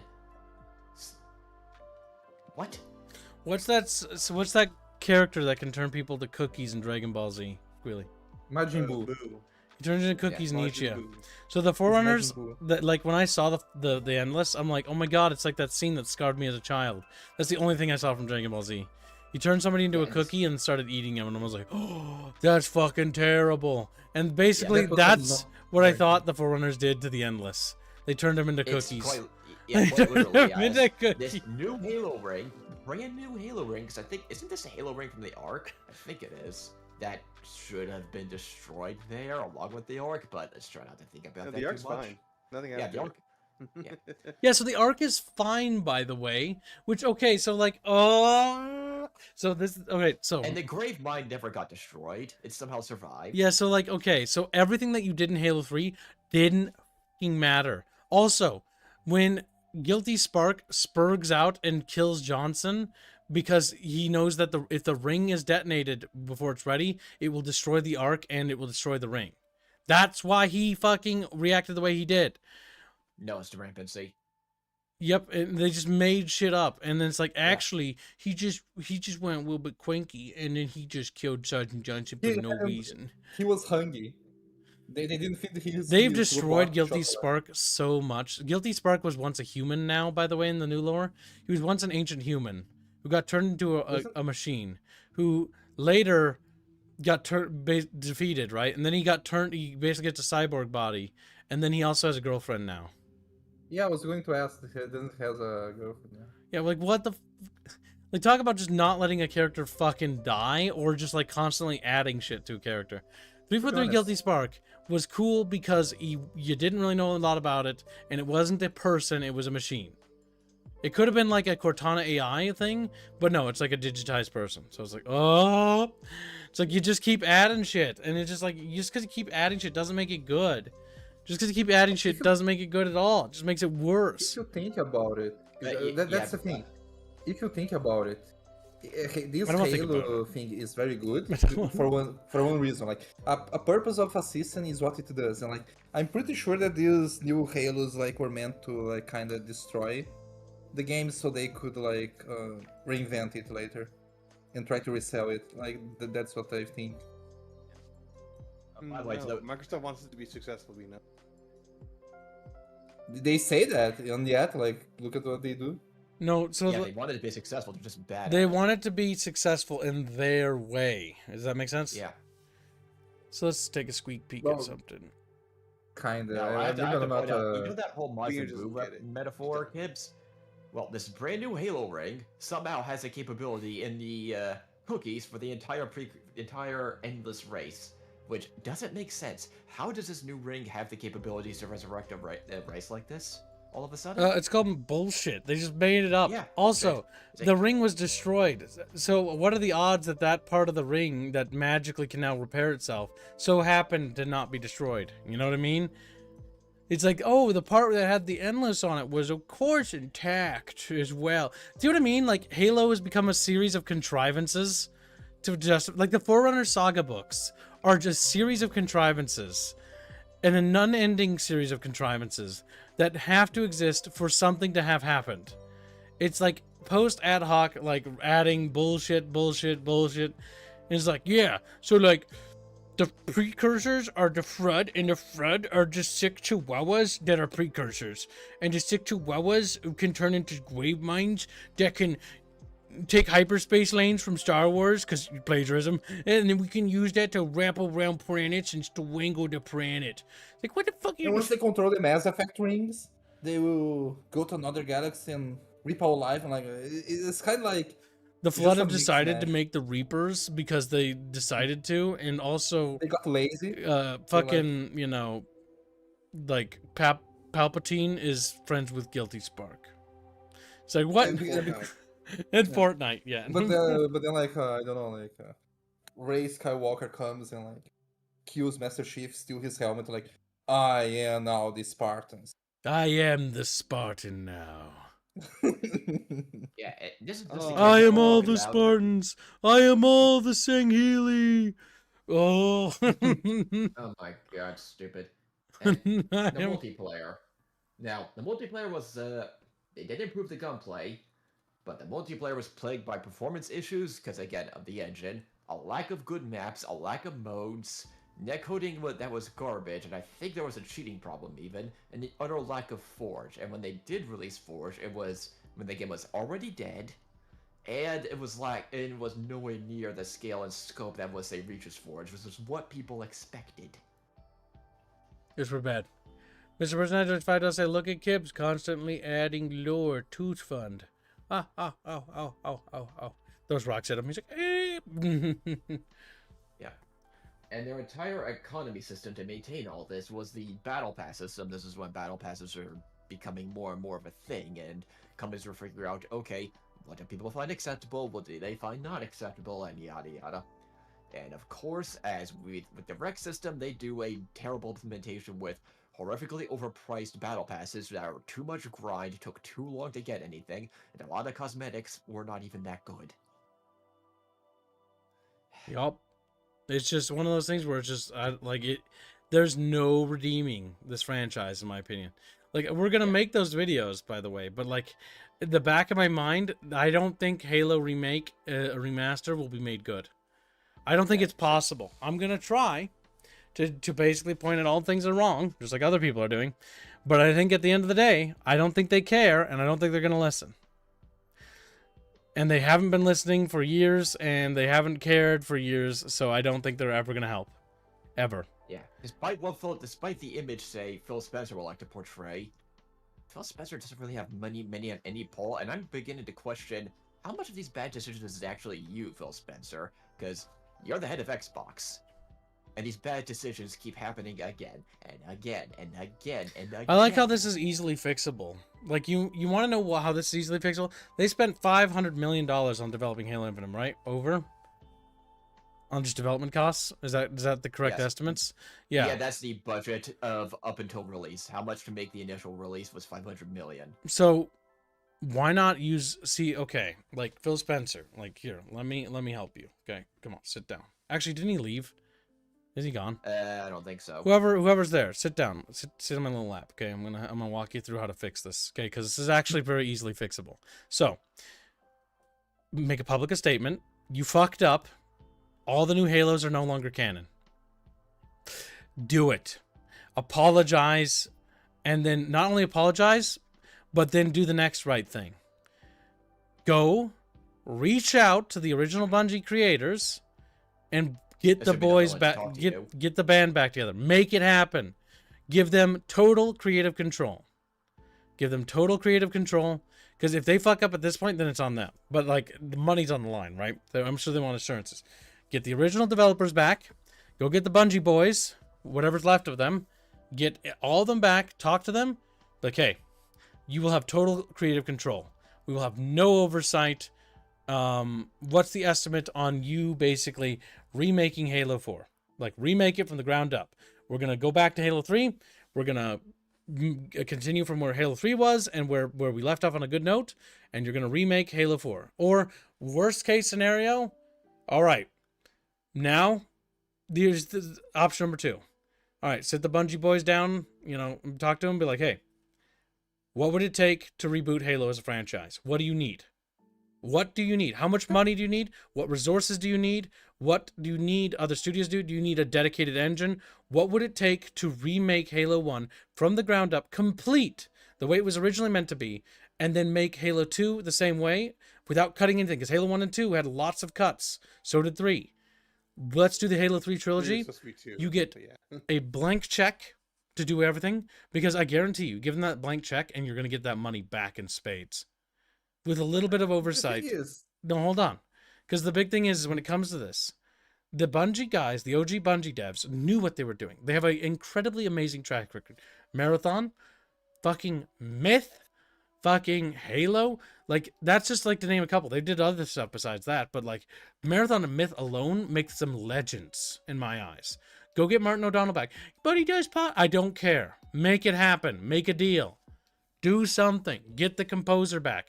And don't listen to these fucking troglodytes constantly going like, Martin O'Donnell's music was actually not that good because he's a Christian conservative. It's like, that's unironically, like, Halo Infinite's music is better than Martin O'Donnell's music. It's like, oh my, shut the fuck up. Shut your fucking little mouth right now. We want clear, good results at this point from Halo. Shut your fucking mouth. And the only people are I like Man. the current thing. You have to like the current thing more than the old thing. Fuck Self-in yeah. mouth. I'm not going to lie. I have one complaint though. Just get the Bungie devs back. Just get them back. Literally, There comes even if you can't get them all back, get them in positions Have of them power where they're directing have them and trained in your leading. team. Yeah.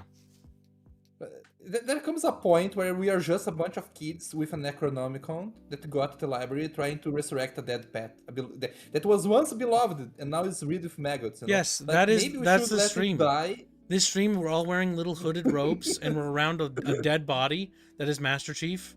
It's like, you know, all fucking shriveled up and mummified, and we're like fucking like spitting on him to try to bring back. Like, come on, you know, We're trying to.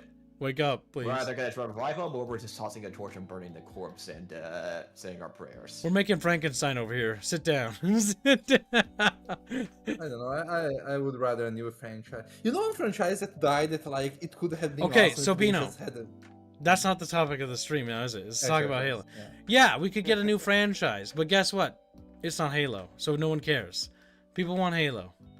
People want Halo to be good again, and that's not an unfair thing to want. It's not an unfair thing to ask for. It never has been. You're asking for the most basic thing when you ask for, I would like a Halo game to be good. I want Halo to be good again. Yeah, if you're talking, That shouldn't be for me- controversial, but it is. It's controversial to say that. Like, what yeah, the 'cause fuck? Halo for me, Halo was my childhood shooter. If we want to talk about the childhood shooter that I'm the biggest fan of, it was Halo. Halo 1, 2, and 3. It's not Battlefield, not COD, not any of these other things. I enjoyed Halo's multiplayer the most, and not even close. My It's like, childhood shooter there are was so just many real fans life. of this style of gameplay, Oh, and no. they've been so stupidly starved for such a long time. And it's just like, what do you do? It's like, after Halo Infinite, it's like people have just given up. Wanting a good Halo is not an unrealistic goal. It's actually the most basic fucking thing, by the way, Sinestro. And I know that sounds weird to say.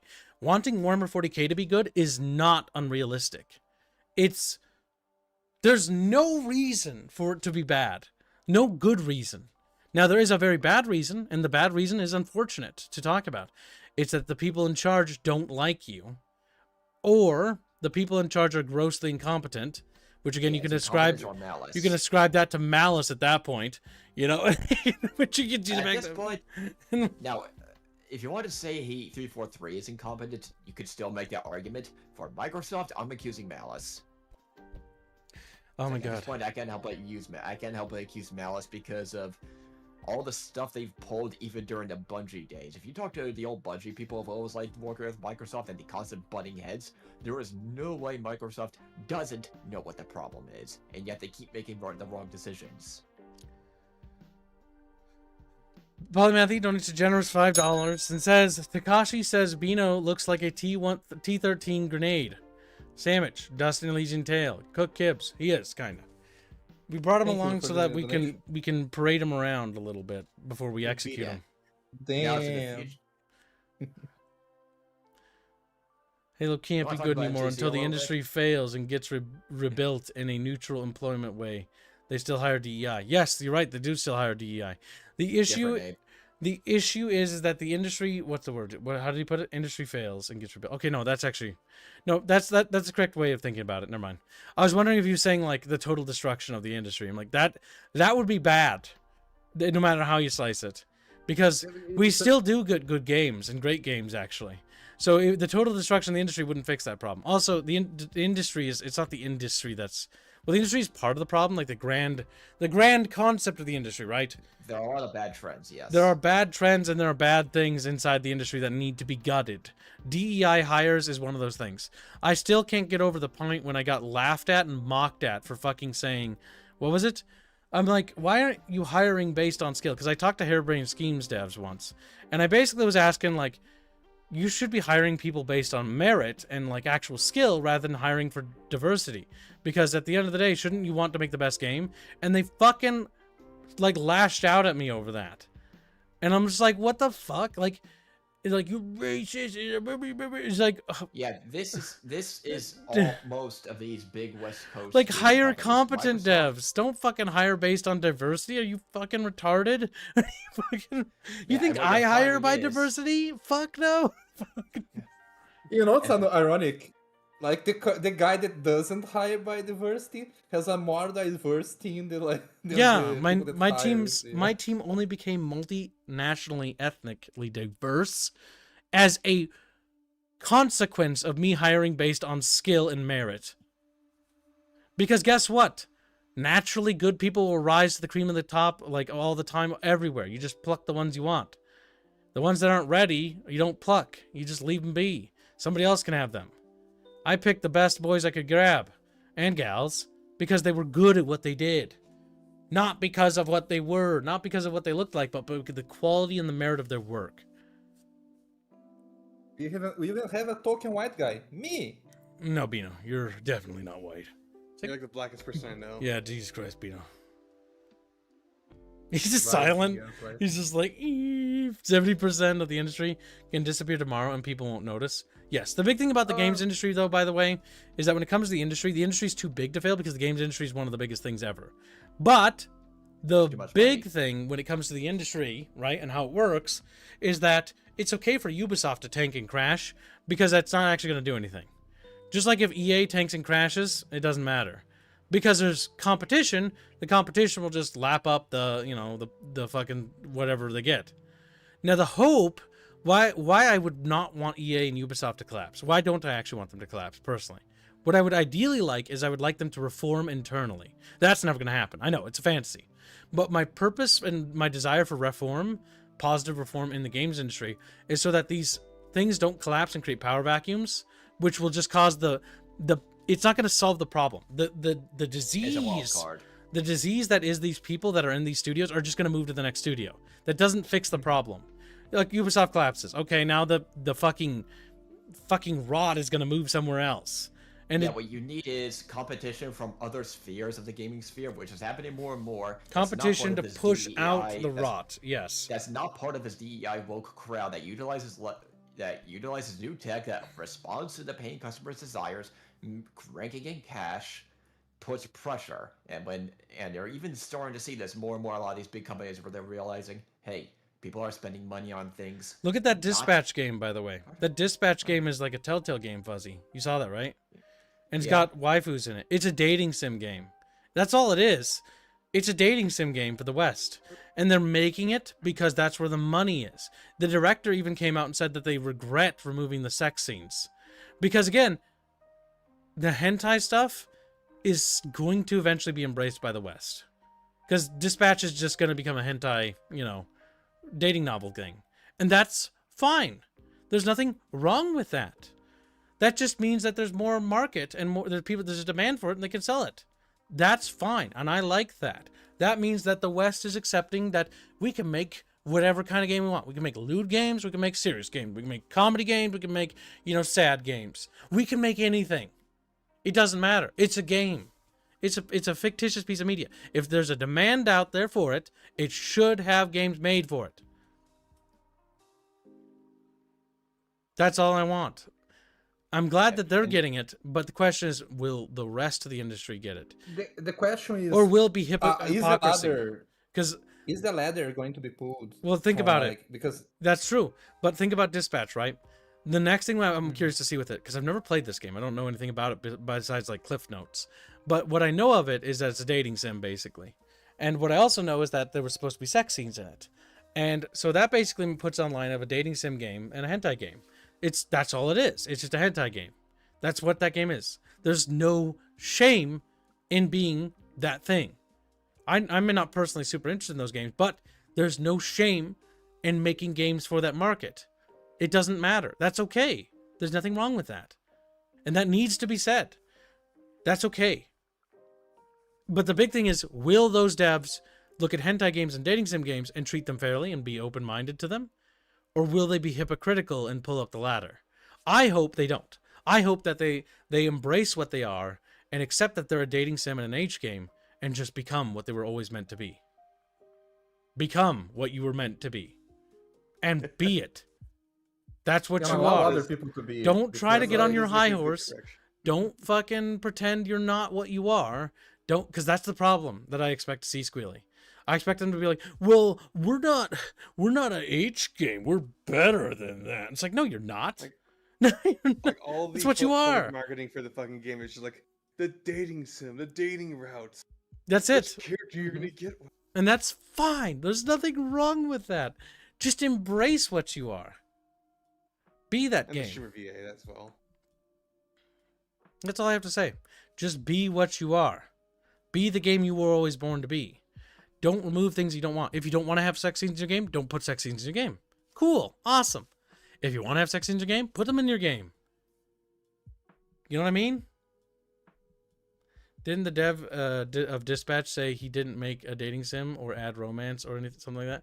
Well, that would be He a added bit of lie. moments. Because the game No, is no. literally the only reason why people I know are talking about it is the only thing I've heard about it is that it's a dating sim.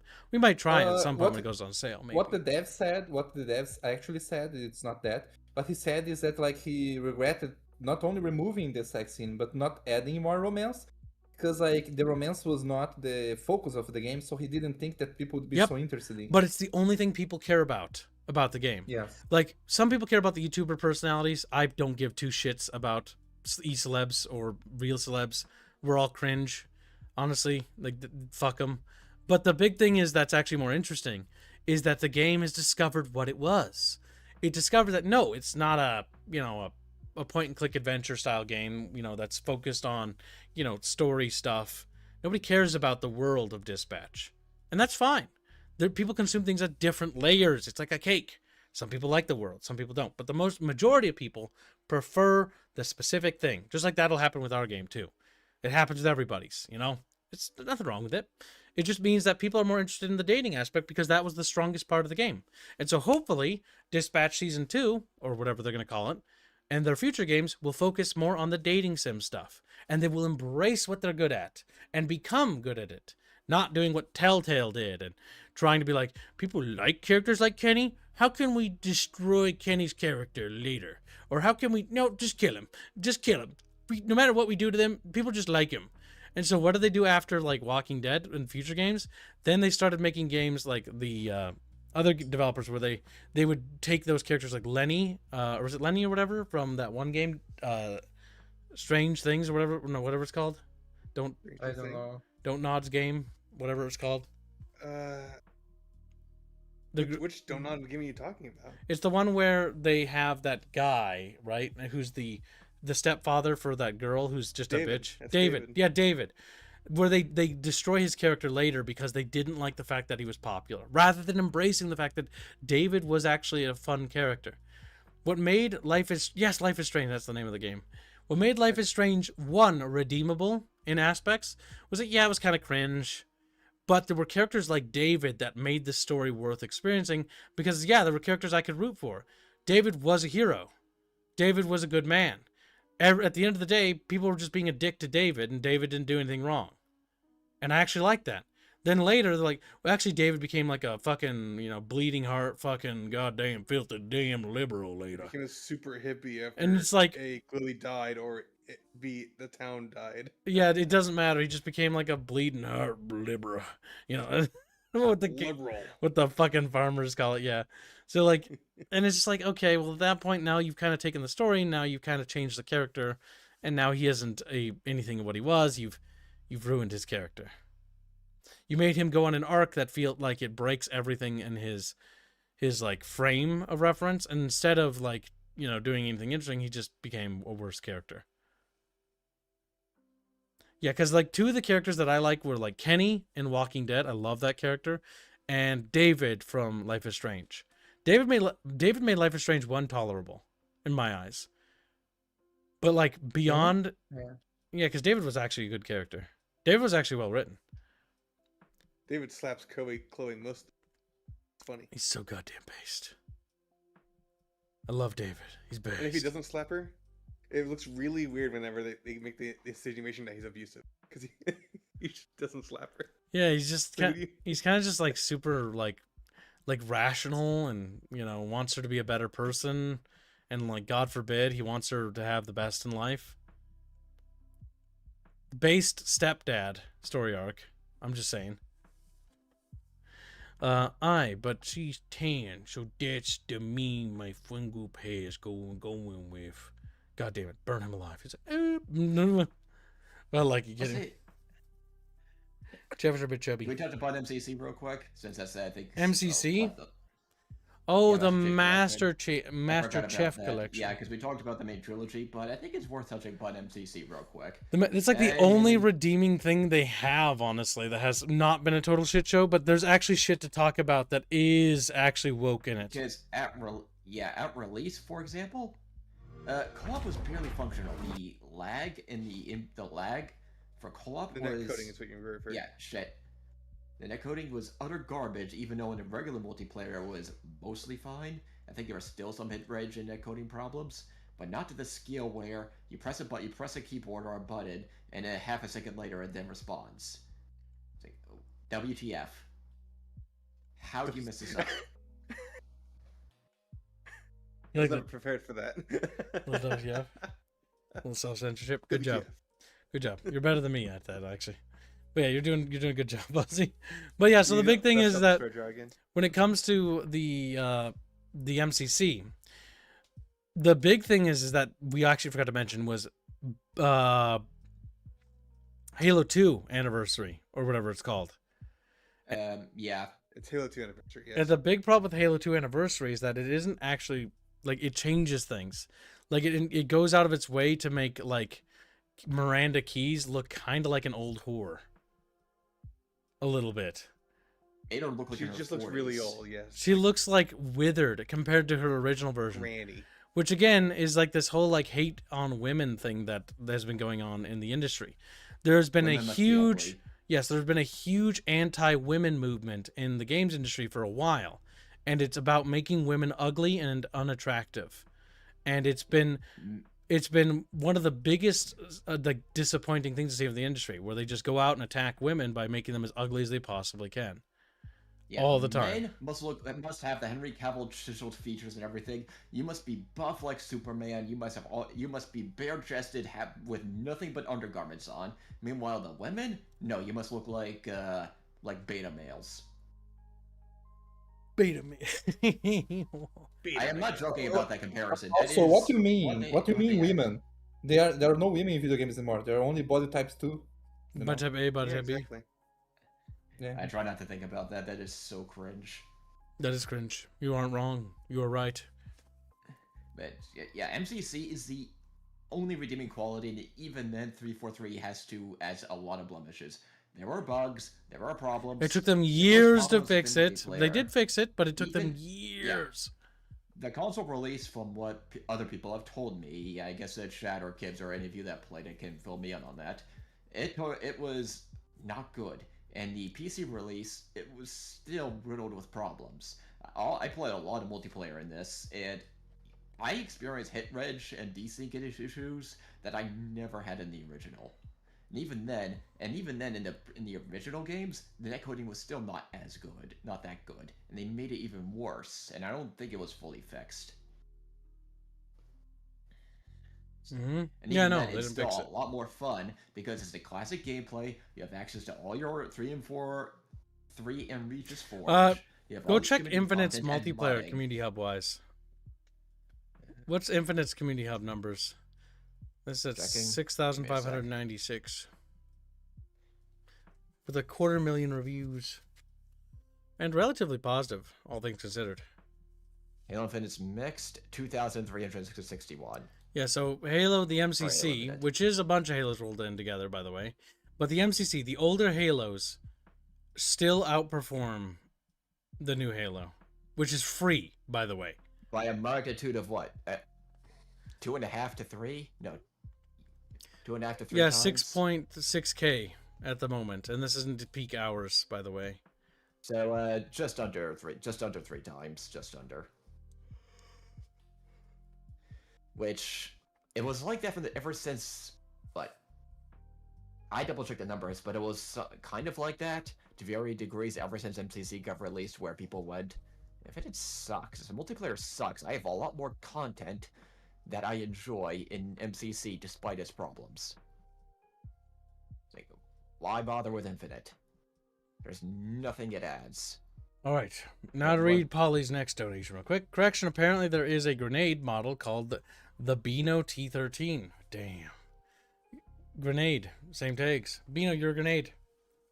Damn. Dang, it just explodes. Yeah. Time to go.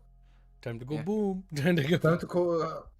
Kaboom. He finished swinging. It's time for boom. But yes, before we move on to our next topic, it's time to talk a little bit about us, Chatfish. Like us, but Chatfish on gay. Shut the fuck up, Chat. What about us? Chatfish. Don't say that, Fuzzy. It sounds weird. But No, I had to say it. oh no. But yeah, so remember, Chat, if you want the cooking with Kibs video, next video, we have to reach the weekly goal. We are a third of the way to today's goal, and don't forget, there's a special stretch goal for this week, where if Chatfish makes Sunday's goal early, Semper will drop 750 towards the Firewire stream, which will only put it to 250 away, which is very good. Oh my god. Another Firewire? Yes. I made a Nice. special deal with Chatfish because we need to raise extra funds for taxes this year, Beano. Otherwise, Beano will be let go. Don't worry, Beano. Then We're Beano will trying to die. save you. Beano's just looking at Chat like, hey.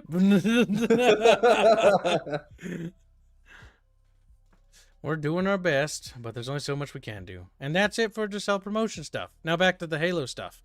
So, yeah, I will say of all the new stuff that they've done, I think the biggest disappointment I have, honestly, is that the Halo MCC doesn't include every Halo bundled into it. I kind of think it should. 5. I think it should have Halo Wars 1 and Halo Wars 2. Which, oh my god, I almost missed talking do we about... want to talk about too? Yes, we do actually need to talk about Halo Wars 2 because it's not on Steam. Case in point, let me just try to look it up. Nope, only Halo Prime Wars, Assembly made it. only definitive edition for Halo Wars 1 is on Steam. So yes, No, I was thinking it was Ensemble and still, well, Bungie was still around. I think Halo Wars 1 was made. yes, Ensemble Studios. Something like Okay, that. so the lore about Ensemble Studios made Halo Wars 1. While they were developing it, they caught wind from somebody from Microsoft that tried to warn them that basically was like, hey dudes, you're all going to get fired after this game. The bosses of Ensemble Studios reached out to Microsoft and was like, what the fuck? What do you mean we're going to be fired after this? And they're like, well, okay, yeah, we're gonna fire you as soon as this is over. We weren't telling you. We just bought a new office and expanded and hired new people. Yeah, well, we just want to go to they like stuttered, we want to go to different direction, and then Disneyland. the Ensemble Studios bosses were like, we're not gonna make Halo Wars, and like, what? You can't? But we like announced it, and they're like, we're not gonna do it. You either give all our boys like 6 months or so, or was it 6 months or 6 weeks or something like that? But either way, severance pay. Like they basically got the people severance pay because they weren't gonna get that, and they basically like you're gonna give all the bosses here secured positions somewhere so that we have someplace we can transition to, and you're gonna make sure that every one of our boys are looked after and nobody's left to rot. And they basically forced Microsoft to actually have to honor that because otherwise they would stop working on Halo Wars 1 and the team would rebel. Because they were literally going to be thrown to the wind because they lied to them. Well, Bungie had to make threats also, if I recall correctly. I double-checked on the specifics, but Bungie also had to threaten Microsoft also. Yes, because Microsoft is one of the worst corporations to ever have existed. They are genuinely evil. Like I used to think people were I used to think people were overreacting. Microsoft is genuinely evil. They're tyrannical. They don't care about people. They don't care about their fans. They have no They don't care about the product. consumer. Yeah, they're corrupt. I'll put Yeah, it like they- that, Chatfishes. I think Johnny Silverhand is cringe in Cyberpunk, But whenever I think about certain corporations, I slowly morph into Jordan and Silverhand. You know what I mean? Yeah, pretty But, much. Halo's always Halo been Wars. Chinese. Go ahead. But yeah, since the topic is Halo Studios, Halo Wars 2. Shall we talk about how that fits into the story? Because it's directly related to 5 and Infinite. Oh, there is a tier for that, Joe Horseman. It's just the cost of a stream. You'll get a custom thumbnail. But yes, chat can pay for me to cook and prepare recipes. But it has to be something that I can actually acquire, by the way. Because, like, if it's like, oh, you gotta go get wasabi and shit, like Chatfish. I'm not made out of money. I'm not made out of You need money, truffles. guys. You No. need fresh truffles freshly picked from France. Like, there's some things that just ain't gonna happen. There's some things that are, like, I'm kind of poor, chat. I invest everything that you guys give me into the studio. I live a really simple life. I had ramen for breakfast again. Go fucking figure. Ooh. Welcome to the life of an indie dev. Come to Brazil. You eat I will help scraps, you. you eat spaghetti a lot of the time, and sometimes you eat something nice, if you're lucky. That's the Come to indie life. Brazil. I promise, you dine only on eggs and chicken meat. But yeah. So either way, it's a simple life. Yeah. Yeah. Is that meme? That's me. But yeah, But yeah, so Halo back Wars to 2. Halo Wars 2. Halo Wars 2 was developed by Creative Assembly, and oh my under the god. oversight of 343. If you try to play it on PC now, it's basically unplayable. The console version is superior to the PC version, because the PC version, I have it, it runs fucking terribly. It's got texture bugs. It's so bad. Love a It god. was in this, and not just from gameplay and technical perspective. This is, if you're wondering why Let's see if I have it the installed. Banished are so bad. If I recall correctly, Halo Wars 2 is where the Banished was introduced. And they were the real reason why the Covenant fractured and had all these problems. It wasn't the Great Schism during Halo Wars 2, during Halo 2, and the revelations about the Flood and the purging of the Sangheili of the elites. Let's see if they No, patched it was- this. Because I've got streaming it. You see my screen? I can see it. Yeah, so this is Halo Wars 2. And let's see if it still has the problems it has had. I'm very curious. I'll just like start a game or whatever. Oh my god, I don't want to look for people. I just want to start now. How did I just do skirmish? This UI is terrible. Play skirmish on the right, center right. Oh, there we go. Just start. Because if it's anything like what it was before, it was pretty bad. We'll see though, if they actually fixed it. Because if it's, I mean, it would be great, but like to last to my knowledge, this game was basically abandoned. Creative Assembly ditched this, and there's been no sign of support. Yeah, I know they were contracted, but as to future support, no. Not that I heard of. Oh, texture flickering. My god. Did they actually patch it? I almost don't believe it. One last thing I gotta check, because I know for a fact what actually had issues. Maybe they did. Its performance is not very good though, so they didn't quite fix everything. Because I'm watching the frame rate go up and down like a fucking, like a bit of a roller coaster. It's like, whoa! And I've got a good system before anybody asks. Alright, so let's see. Camp Pagan. Where's Camp Pagan? Camp Pagan? All the way in the bottom left? Oh, maybe? top left. Okay, Pagan. top left. Yeah, because like for the longest time, and if they fix this is actually a good thing. But for the longest time, this fucking game fucking looked terrible on PC. Like the textures were terrible. We were supposed to do a stream of this like ages ago, but we ended up canning it because it looks so bad. Like the bushes and stuff would freak out. Oh my god, maybe the community managed to get them to actually release a patch for this. There are texture problems, I think. But it's nothing crazy. Nice. Well, I have good news. Maybe they did eventually drop a patch. And the performance is not stellar, though. But yeah. Okay, that's good to know. Because I wanted to update myself. Because last time, if I was going to comment on this game before checking real quick, last time I would have said that this was unfucking playable because it flickered and there was like purple and black texture boxes everywhere. But it looks like they got that taken care of, so that's good. But yeah, you can't buy this on Steam, by the way. It's only on fucking Microsoft Store for whatever reason, which is kind of annoying. Microsoft doesn't like money. But yeah, so it's good that they actually managed to maintain it. So apparently, if you try it now, let me know if you guys have issues with it, because yeah, when I booted up, there was just texture problems all over the place. But apparently, they actually might have released a patch for that. That is actually makes me kind of happy.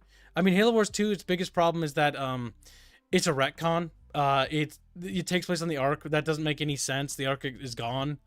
But the Ark didn't blow up now. The flood somehow survived, and the grave mine was rebuilding itself and almost did. Yep, and so the firing of the ring was completely pointless because it didn't matter. Aatrox is the real reason the Covenant fell apart. Yep, and the Banished were the ones that actually defeated the Flood, if I'm right. Yeah, they destroyed the proto grave mine on the Ark. Yep, and so in the end of the day, it took other people to do that. Halo Wars 2. That's the one I was trying to show off. I have it. Yeah, that's why I checked it. And the gameplay was virtually not improved over 1. And it's still console presented. It's not only not improved, but like it kind of plays worse. The big problem Halo Wars 1 suffered from is that it's a console RTS. It's just too simple. Halo Wars 2 suffers from a different kind of problem. It suffers from it plays like a tower defense, and the missions are mostly tower defensey. It's not designed with like missions that are fun and complex. It feels like it's a byproduct of being on a console. It's just limited by the fact that what it is, and that makes it feel kind of ass. Doesn't feel good. Yeah, it's just another stain in 343's as we discussed, long history. Not only is that 343, but that's mostly like the narrative stuff is 343's fault. The gameplay stuff, I'm gonna kind of slog it up to Creative Assembly because it's their job as a developer to do something with the mechanics. So Creative Assembly takes the blame there because I don't think 343 was meddling too much in the game design stuff. That's more of a Creative Assembly thing. But 343 definitely had involvement with the story, and the story being ass in Halo Wars 2, with like introducing the Banished and being boring, and like the fact that like nothing in Halo 3 mattered. The firing of the ring didn't matter. The fact that the Flood is still there in High Charity and the ruins of High Charity, nothing fucking mattered. And because of that, that's really fucking lame. Like it genuinely is. Nothing mattered. Nothing mattered. Just didn't. Just sucks. Yeah. That's all there's. As for the future of this series, you'll just have to wait for the edited videos. Oh yeah, when it comes to that, yeah, we'll talk about that more. Because now that the dust is settled, so remember a while back I made a video about Halo talking about like, dare to criticize Halo. Because God forbid dare to criticize. What's funny is that the people that like lambast people and gang up on people for criticizing Halo talked about the videos like, oh my God, who would criticize somebody for criticizing something? And then in a next tweet of theirs, because I was checking, they'd be like, but like, how dare you criticize them for making it? You don't deserve anything because you complain all the time. That's exactly what I mean. Dare to fucking criticize them. God forbid. God forbid you have the balls to say something negative about Halo Studios. That's the mentality the Halo community has. And it's partially the content creators' fault. It is YouTubers' fault. Let's not fucking beat around the bush. All of you people, all of you people who took that Microsoft money, all of you people who lied about your reviews for Halo Infinite, all of you are responsible for this, and you should own up to it because you did have a hand in this. You did. What you did is you basically tried to obfuscate. You tried to fucking like go like, oh, it's them, and now you're being critical. And don't fucking act surprised when your audience turns on you, when the audience you fucking created was a bunch of sycophantic fucking corporate cocksucking simps. All right? Like, that's what you fucking get. That's what happens when you make an audience like that. Why do you think my audience is better than everyone else's? Because mine are Chatfish. Chatfish may not always have the light bulb on upstairs, but by God, they think with their little noggins. They sometimes. The whole point of these YouTubers was the established gaming sphere, the established gaming news outlets became corrupt, and they were more beholden to their corporations instead of the paying customer. Paying paying for the magazines or going to the sites for the information. The whole point of these YouTubers and these media influencers was, hey, you're more beholden to us. You're supposed to be beholden to us. You tell us what the information is. You could give us your take on that information, but still, we need more reliable sources of information. And when these people were revealed to be corporate simps, as we saw with Infinite 5 and 4 during this, just sticking to 343 here, this entire 343 arc, and Infinite clearly broke the camel's back of, okay, we're sick of this. You people lied to us. 343 is not listening. These simps that simped for Halo Infinite for the longest time clearly sold us out. They're not looking after our interests, and now all of a sudden they're being critical when they sent money dried up, and people are starting to turn on them. It's like, I'm sorry. Well, I'm not sorry. You get what you deserved. It's like, You get what you fucking deserve. Yeah, all they had to do was tell us the facts or provide, okay, this is the situation. But they did not do that. Now, an anonymous donation, but I don't think it's meant to be anonymous, is $50, and I think it's Frederick Fish. Thank you very much. He says, we could get Kib to make Lutefisk. Oh, God help me. He lives in a state... You know, my grocery store advertised Lutefisk every year. Like, oh, it's Lutefisk time. It's like, I don't know about that. Because remember, I live in Minnesota, so... like, a lot of Norwegian, Scandinavian, and Germanic settlers in these regions. So, there's a lot of traditions that date to that. It's weirdly Polish, too. But, yeah. Weird traditions. And we have weird cuisine traditions up here in Minnesota. We like to fry cheese. We like to fry... Like, what the fuck? Pretty good. Cheese curds. You know you're very fat. That doesn't sound good. It's actually fucking amazing, you bigot. Now, let's see. We could get Gibbs to make lutefisk. He lives in a state. He could get that, but this is for a New Year's thummy fish. Hashtag Fit Kibbs. Hashtag sandwich. Thank you for the generous donation. That's right. The New Year's thumbnail is available for funding for until the end of the month. Yeah, it closes. It closes the last day of November. And then that's the last seasonal thumbnail for Bino to slave away on. Alright, can you repeat the text? New Year's thumbnail? Fit Gibbs and sandwich. Chatfish. Big chatfish. Chatfish. Toxic positivity strikes again, says Sinestro? Yes, it does. It is indeed striking again. Lose Bish is not so bad. Toxic positivity has often, or if not often, has a far worse effect than toxic negativity. It's like, because what did it do in Halo's case? The worst aspects kept being defended again and again, and when people looked at the facts and went, okay, here's a standard that got people liking this series, you're not doing this, you're not continuing this, you're doing all these retcons and all these piss poor decisions that we discussed, and when we simply point these out, what do we get? YouTuber simps that try and dismiss it, and a bunch of people online on Reddit, YouTube comments, and Steam, and just wherever going, shut up and just enjoy Halo. Why can't you just enjoy Halo? Let's all be friends and when it comes to like content creators, right? If you genuinely actually like the new stuff, because there are people that genuinely do, like that's just because they have to be honest, I think it's biased, but like I also think that you just have bad taste. But I'm not gonna hate you for liking something that I don't like. What I am gonna get mad at, and what is gonna make me hate you, is when you lie, or you do things that intentionally like mislead, or do shit like that, or worse, prop up and promote like people to basically be super yes man-y. Like, okay, let's be frank. Even I like Halo 1, Halo 2, and Halo 3, but there are things about those games that are kind of weak. They cut corners. The last half of Halo 1 kind of sucks. Those levels could be remade, honestly, because there's like scripting for the Marines that didn't work, and a bunch of other things that didn't work, and that just didn't get to fixing. Halo 2's last section also sucks. Also, let's be frank, the elite levels, they suck. Cool on paper. Oh my god, are they terrible. What the fuck? I hate Arbiter's levels. I just hate them. They're just genuinely terrible. The brutes sucked. Oh, Bad. the brutes are terrible. They fixed them in 3, but oh my god. And what's funny is there's people that actually disagree with that. People think that they were better in 2, which I'm just like, No. how? Like, They're best in Reach. I'll be the guy that makes everyone angry. you mean the big health sponge game? Halo Reach's sponginess is terrible. They're not that. It is spongy. Put it on I was Legendary. playing on Legendary. I was playing the Halo Reach on Legendary, and I would need like 3 plasma grenades to destroy the shield of like the elite sometime.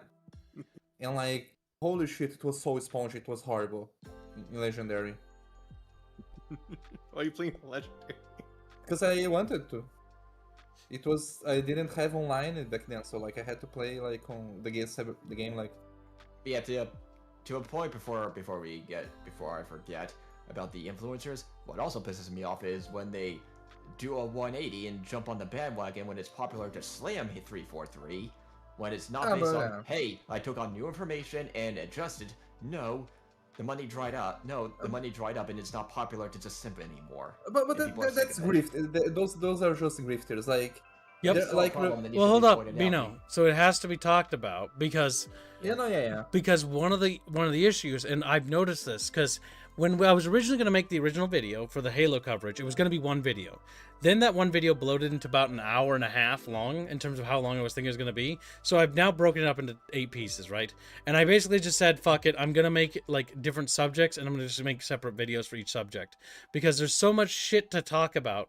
Because this shit show that basically unfolded after I made that first video basically was a mountain of fucking shit that rolled down the hill.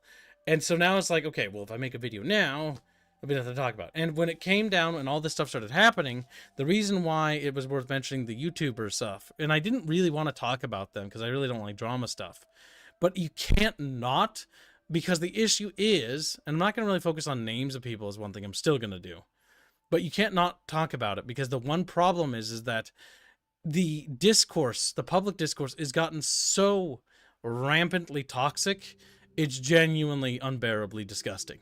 Like, You gotta go after one of the sources, and that is these influencers. I didn't say well, to not go no, after no, them, no, just- no, no, don't. I don't like that verbiage. We're not going after anybody. We're just gonna basically mention that part of the sword's cause. I didn't say enough. to not criticize. Enough. I'm explaining and expanding. I don't need to be interrupted. So, the big thing is that the way I want to pivot that, because my video, I'm one writing it, is my intention is going to be to focus on when you talk about it, that this happened. We're not going to go into too much detail about it because, again, I don't like drama. But it needs to be mentioned, and the reason why it has to be mentioned is because the public discourse has gotten so rampantly toxic. So bad to the point where when you look at the discourse in general, Halo fans don't deserve anything. You're never happy. It's like, okay, well, when was the last time we were happy? And why was that? Well, it was like around Halo 3 or Halo Reach is it's a bit divisive around that period right there, but it's usually around that period where that falls to. But what's the big commonality that happens afterwards? Every Halo kind of after that Bungie era, it's almost universally indisputable that post-Bungie Halo sucks. And that Halo Studios and Halo 343 Industries or whatever, they suck. And that's not really a debate anymore, is it? There's nothing to debate. To be frank, like the fact that Halo 3 or Halo 4, like, it's not debatable that Halo 4 sucks. It's just fact. You can like it, but it sucks. I like games that suck too, okay? That's okay. But it's indisputable that Halo 4 is trash. And the reason why it's trash is because at the end of the day, the Didact didn't even die at the end. And not only that, but like it's a bunch of revisions and retcons, and it's just like a whole mess, right? But like nothing actually happens in Halo 4. From the beginning to end, nothing actually happens. Halo 5, same fucking thing.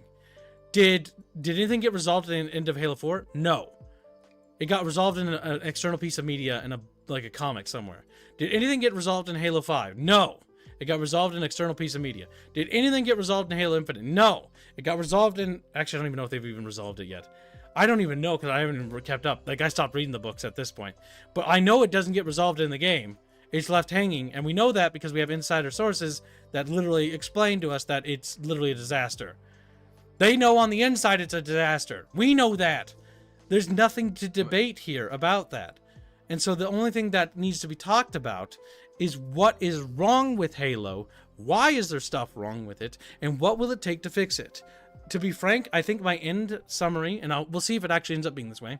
So map this from when I say this now to when we get to the end of those videos. Because after I get to the end of those videos, I'll have reread everything again. Ugh, so much shit to do. But I'll have reread it all, right? And so at the end of that, we'll know for certainty if this opinion stays the same. But my opinion as of current, as of 11/15/2025, and it has changed because of the details of I learned from Ensemble Studios and what happened there. But my opinion is currently that Halo is unsalvageable until they simply acknowledge that Halo 4 and after has been a complete disaster and nothing there short of, and simply address it as we want to go back to our roots. We're going to reboot the franchise from the beginning. We're going to go get people from Bungie who care and are passionate about this shit, and we'll do whatever it takes. We're going to be completely transparent. There will be no real big NDAs outside of story stuff.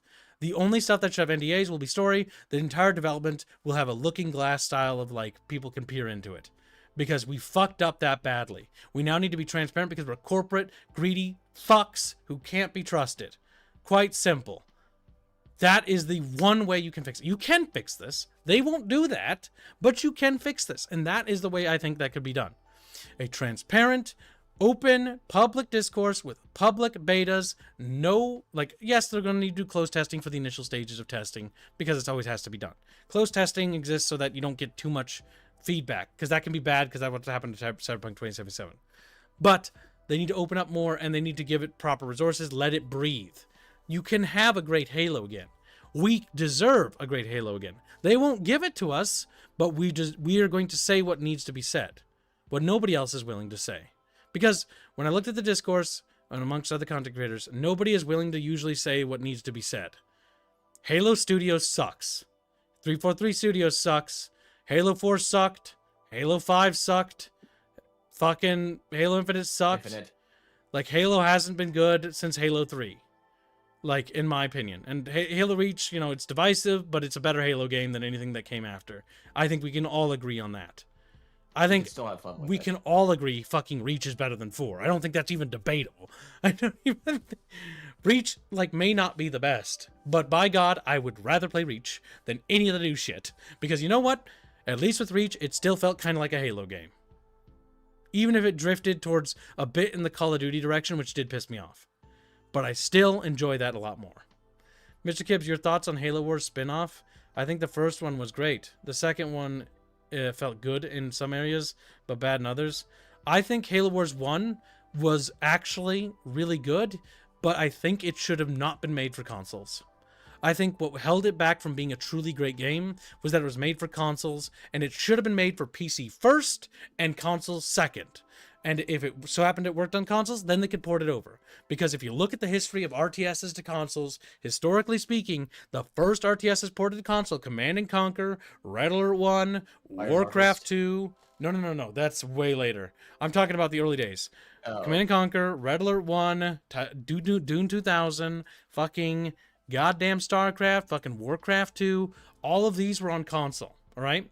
They were made for PC first and then ported to console, and they actually did well. And the reason why they did well was because people, despite having ass controls, because they did have ass controls, mind you, I own them, I played them, I know, they were much better than anything that was made explicitly for console.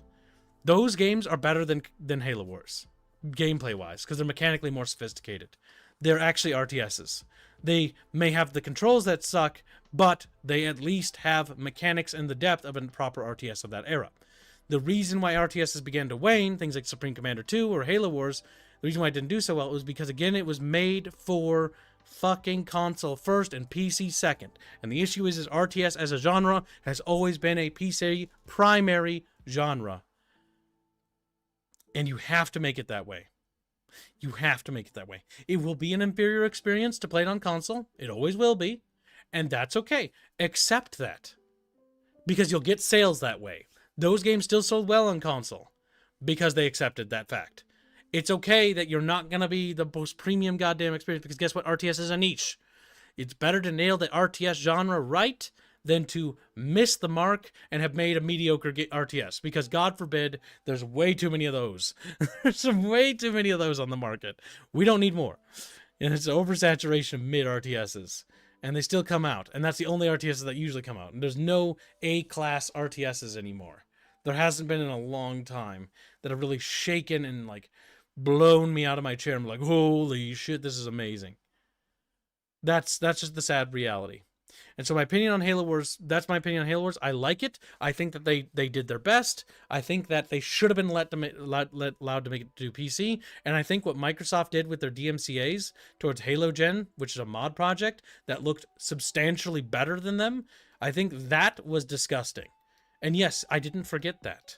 I know, I've held that for many years. I followed Halo Gen. Okay, so for those who don't know, Halo Gen was a mod overhaul for Halo or for Generals that converted Generals into a Halo game, which for Halo RTS, it looked really cool. The gameplay looked solid. You could play as the Covenant, you could play as the USC. There was like talk, I think, about like Forerunner or like Elite or like Flood units later, but that was like the general gist of it. Halo Gen had been in development for a long time, and it was a fan project. Oh, what? What article? The 10-year-old article in the DMCA. Oh, you found the Halo Gen stuff? Oh, Halo? Is that Halo Gen? No, but another one, Halo Online. Oh, that. Oh, yeah, no, I saw the Halo Online thing a long time ago. Yeah, just another example. Yep, that happened with them. That happened later, yeah. But yeah, so they would DMCA fan games that have been working hard around it. And you could say, like, yeah, that is within their legal right, but there is a way to handle this better. Much better than DMCAing them.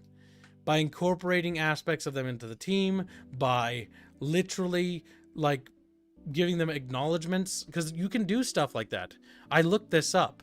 If people want to make fan stuff for my setting, it's possible. If somebody wanted to make an RTS, they'd have to just reach out to me, and I'd just give them, like, a little waiver thing. And if they wanted to sell it, then we'd just take royalties or whatever, you know? Blah, blah, blah, blah, blah. But it would still be fan-made.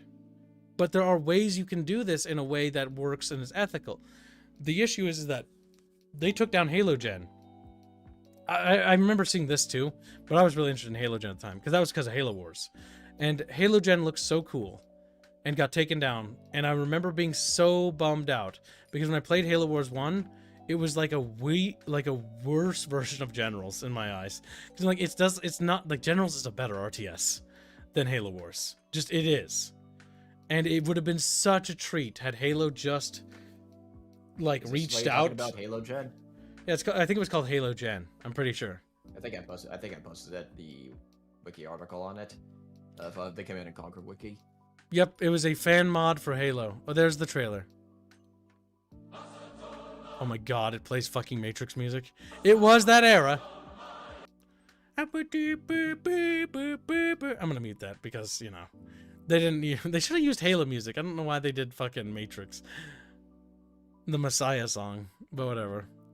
2006. Yep, 2006. Oh my god. That's when it got DMCA'd. I never forgot about it. But yeah, it was a fan mod that was coming out for Generals at the time. And it was basically, this was their trailer for it. And it was just Generals, but Halo. So you could play Halo and Generals. And it was just a total conversion mod that was going to convert Generals into a Halo game. And it looked pretty good. Awesome. Yeah, like a big armies. And it's just General's gameplay, but with Halo units. And they DMCA'd it because they thought it would threaten Halo Wars. And the worst part about that is that Halo Wars was a console exclusive game when it launched. This game had zero impact. This mod had zero impact on sales. It couldn't. It physically couldn't have an impact on sales. Yeah. And to go off to Halo Online, from what I remember about Halo Online, the netcoding and networking, hit reg, just everything of an online aspect can make it run buttery smooth. It was 100 times better than anything 343 did with MCC. So I can still see desync, hit reg issues, and netcoding issues in MCC. With Halo Online, a bunch of people with their free time. Halo Online unironically looked better. Do we have a gameplay trailer? Does it work? I don't know. Oh no, it got DMCA'd. Yeah. But it was fun. Yeah, because I saw the footage. I can remember this vividly. And the gameplay and the hit registration stuff, I never played it, but I saw it and I wanted to. I played a lot of it. Yeah, because you talked about it, I remember. Yeah, and I wanted to so play much this, fun. but by God, the I couldn't. modes, the fan content, it ran so buttery smooth that it is... It just makes me so frustrated because we used to have it real good with Halo, and Microsoft and 343, ever since he took the reins, and when did Reach come out? You scare away modders and they'll never come back. That's the problem. Like, man, like with my stuff, I hope I don't make the same mistake, Chad. 2011. Yeah, I Like, think around oh my 2011. god. Just look at Nintendo, like they fuck their modders so much. Like basically outside of like Nintendo like fans on YouTube, you don't see people talking or playing about Nintendo games. Like you see people mocking Nintendo, but like it's not the same that it was years ago. You know what I mean? Yep. Yeah, and with you still see that people are still clamoring for good Halo to return. MCC's modding scene is a good example of that. It is still doing real well right now with a lot of people doing a lot of good stuff for MCC modding. And it's clear what people want. But as we've seen for, what, 14 years, a little over 14 years, at least 14, 15 years, 343 and Microsoft just haven't been listening for a very long time. Yeah, no, they just don't. This is why you don't meddle with modders, right? Like, modders make games great. A great example of this, chat bros, let's look at one of the games. Like, Halo modding is amazing, right? But you know what saved a game, and actually did save a game in my opinion? Star Wars Empire at War. It's a game that came out, and it was alright. It wasn't, like, amazing, but it was solid. But the mods for this game, like, unironically, salvaged this Make game. it worth playing. There are also mods that turn into like Stargate that are coming out. There's even, I think, a Halo mod coming out for it too. Like this, Different Star Wars eras. yeah, like different eras. Like this Empire at War game was completely salvaged and is now an absolute gem. It turned its reviews from basically like mostly positive around to fucking overwhelmingly positive at 97%. Empire at War Gold Pack with its mods, $20, is a fucking great deal. And I fully recommend this game. I originally was like, it's okay. My opinion, because of the modding community, has turned this game into a must-have, like one of those kinds of games. Like, it's that good. And because they encourage modding. Petroglyph, which I do have criticisms for them, but one thing I will praise Petroglyph for, they've always been open-minded to modders, and they show a great deal of respect. It's one thing that Petroglyph reminds me of old school Westwood. Because Westwood also understood old modders and stuff like that. And so you can see that legacy within Petroglyph still kind of there. Little bit of that Westwood, spirit still there. That they still patch Empire at War to this day, by the way. They patched it this year even, a couple times. And basically give it like more love and support. Because again, it still sells like pretty well. 134 recent reviews for a game that was released in 2006. And it's very well one of the most critically well received like games on the market. It's up there. Yeah, it's earned that. The base game, it's okay. But with mods, it's fucking amazing. They actually managed to turn it into something I wanted it to always be. And that goes for Halo as well. Like my complaints with like the Halo stuff are like the original Halos. Ruby's Rebalance. Ruby's Rebalance really fixed it. There's a Slip Space beta, which turns it into space battle stuff, and it looks cool. It's coming out. There's a mod that converts it into Mass Effect, and it's only got 2 levels, but it's actually really, like, the gunplay for that's really good. There's also the Ultimate Firefight series, things that have made me come back to Halo again and again. Hell, Cursed Halo is just an absolute fucking blast. I've never tried that one, though. But yeah. There's also like restored cut content things. Honestly, I'm glad they cut that content because some stuff it should stay cut. Some of those guns play like potato. So, but yeah, when it comes to it, like mods restore things.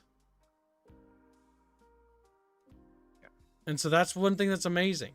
Not only do they restore it, but they add new things. Fixing things. Ruby's Rebalance, like Fuzzy just mentioned, was one of the mods that basically resurrected Halo 1 and turned Halo 1 from a classic, but flawed classic, into, oh my god, it's peak.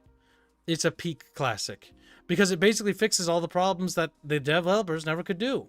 Because one little autistic dude kept chiseling away at it constantly, day in and out, until he fixed everything. He's currently working on doing that to Halo 2, trying to restore Halo 2 to what it should be.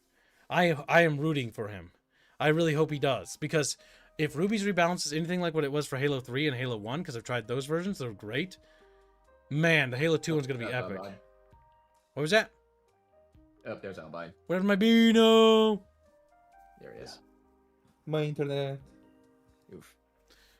That's right, Chatfish. As a reminder for Chatfishers who are here with us today, I've got to read supers. Actually, I'll read super first, then do promotion material. Terratine donates 20 Norwegian kroners and says Kib should eat rakfisk and smalahov. Well, you can send me recipes for that, and I'll tell you how much it'll take me to make those. I gotta double check recipes, because if it's got any fancy ingredients, like super expensive, Chad, I can't. I don't have a big budget. 20 Norwegian kroners. Also, chat, as a reminder, we are halfway to today's goal, over halfway by a slight margin. If we reach today's goal, we'll be on our way towards tomorrow's goal. And what's tomorrow's goal? By making the weekly chat, what do we get? A cooking video. The cooking recipe will be smash burgers. What do you also get if we reach the weekly goal? Semper Tantrum pledged 750 for the stretch goal for streaming the Fire Warrior stream, which is a Fire Warrior stream that will take place next week, by the way.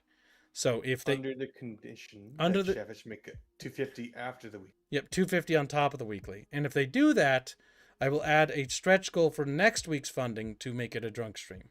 I'll probably move that into next week because I don't know if we can make it in this week. We'll see. We'll see.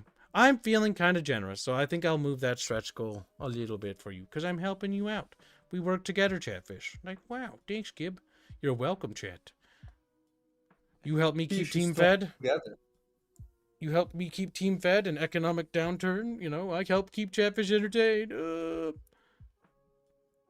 there anything else to add to this whole Halo sadness, as I like to call it? Well, this basically is just basically, well, I said basically twice there, now I'm mad. But this essentially, I used a cinnamon, but wraps up basically the general, oh, I'm going to kill myself now.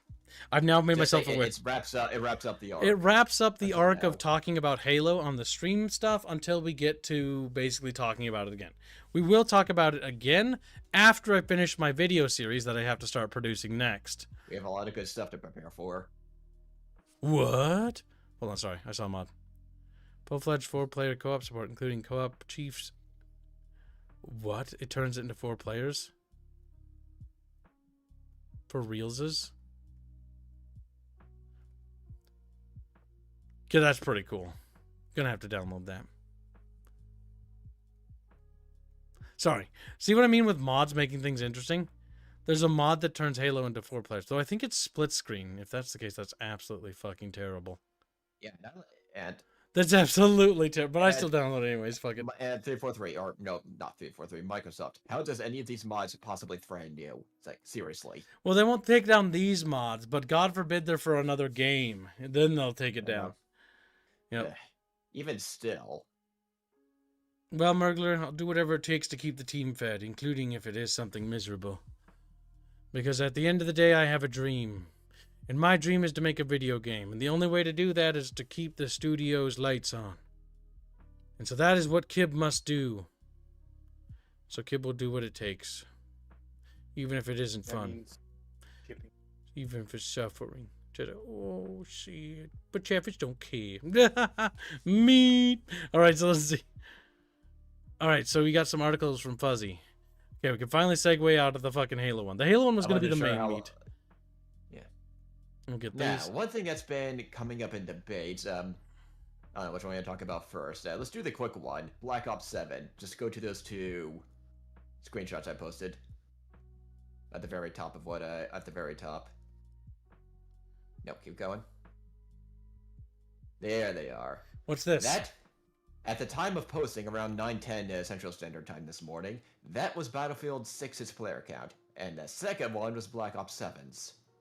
Oh, yeah, they've been defeated. They've been... That's pretty bad. Yeah. Yeah, that's Raiders massive. is around the 350, in the 300,000s range. Or is Arc Raiders, and... Yeah. I was intrigued to see the results, and... Do I need to explain? Do I really? Now, what makes it even worse is... do I have the article? Yeah, Yahoo. Go to the Yahoo News one. It uses generative AI again for a lot of its art assets, if you look at them.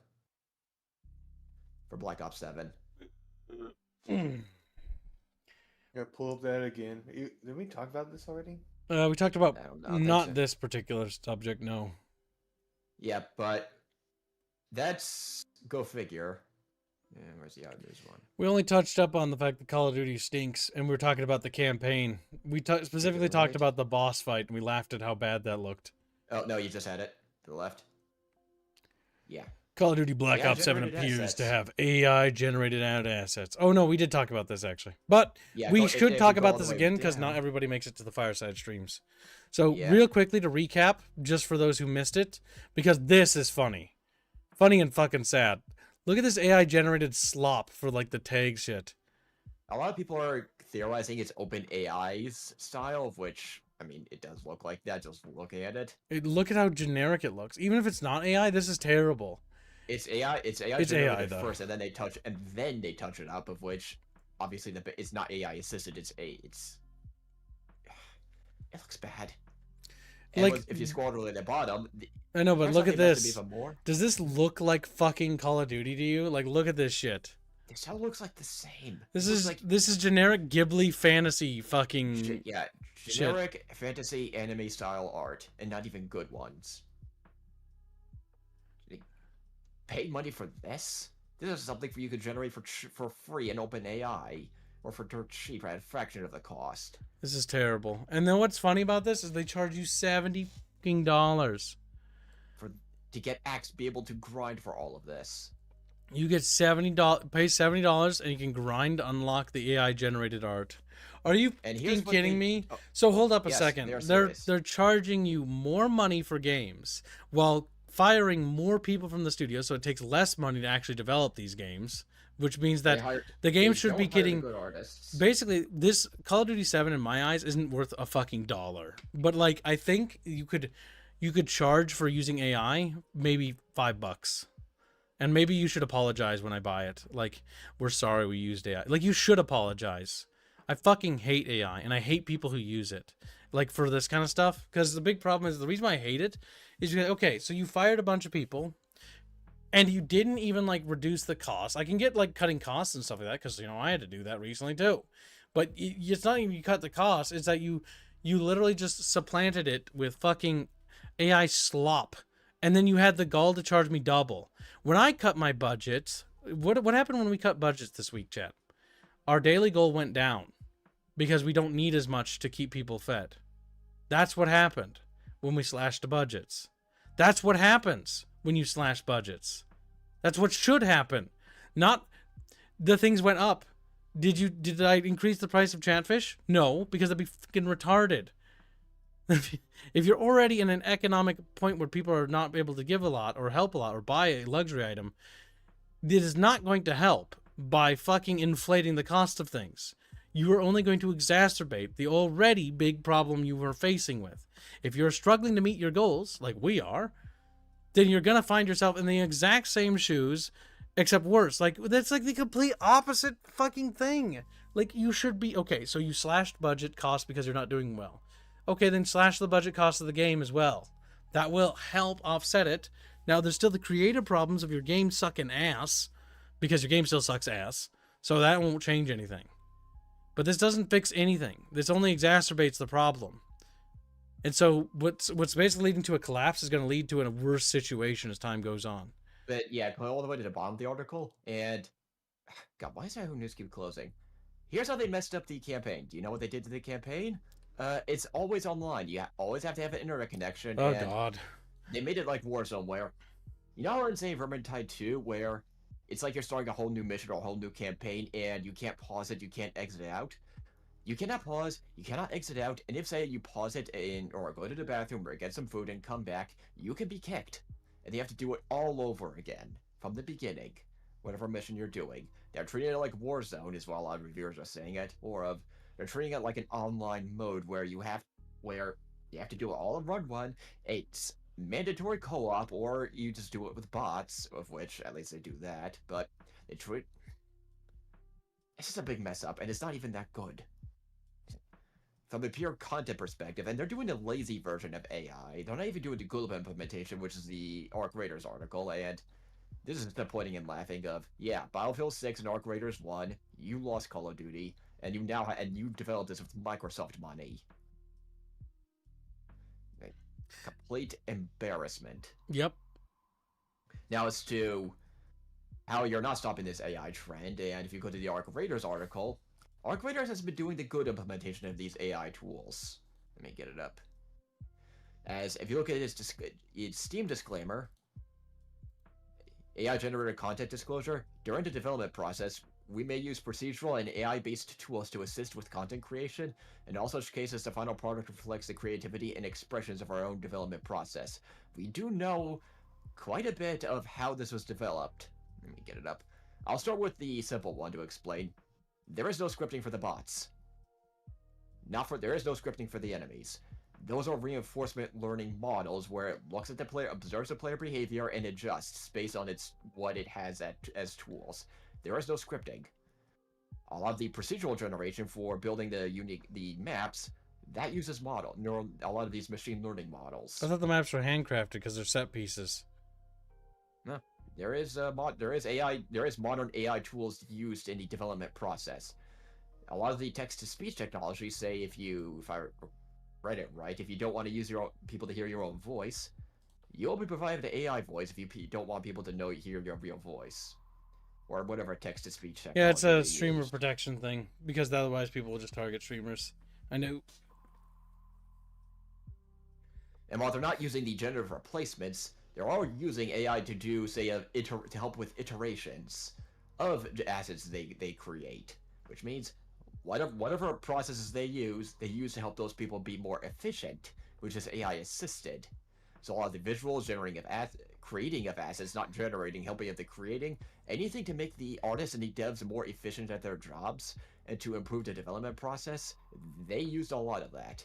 And a lot of people are taking notice of this, and while some people, like obviously the SAG-AFTRA and the voice actors unions, are complaining, even though the voice actors that worked with Arc Raiders gave their consent and were perfectly happy for it, and were perfectly happy to just, well, it's fine.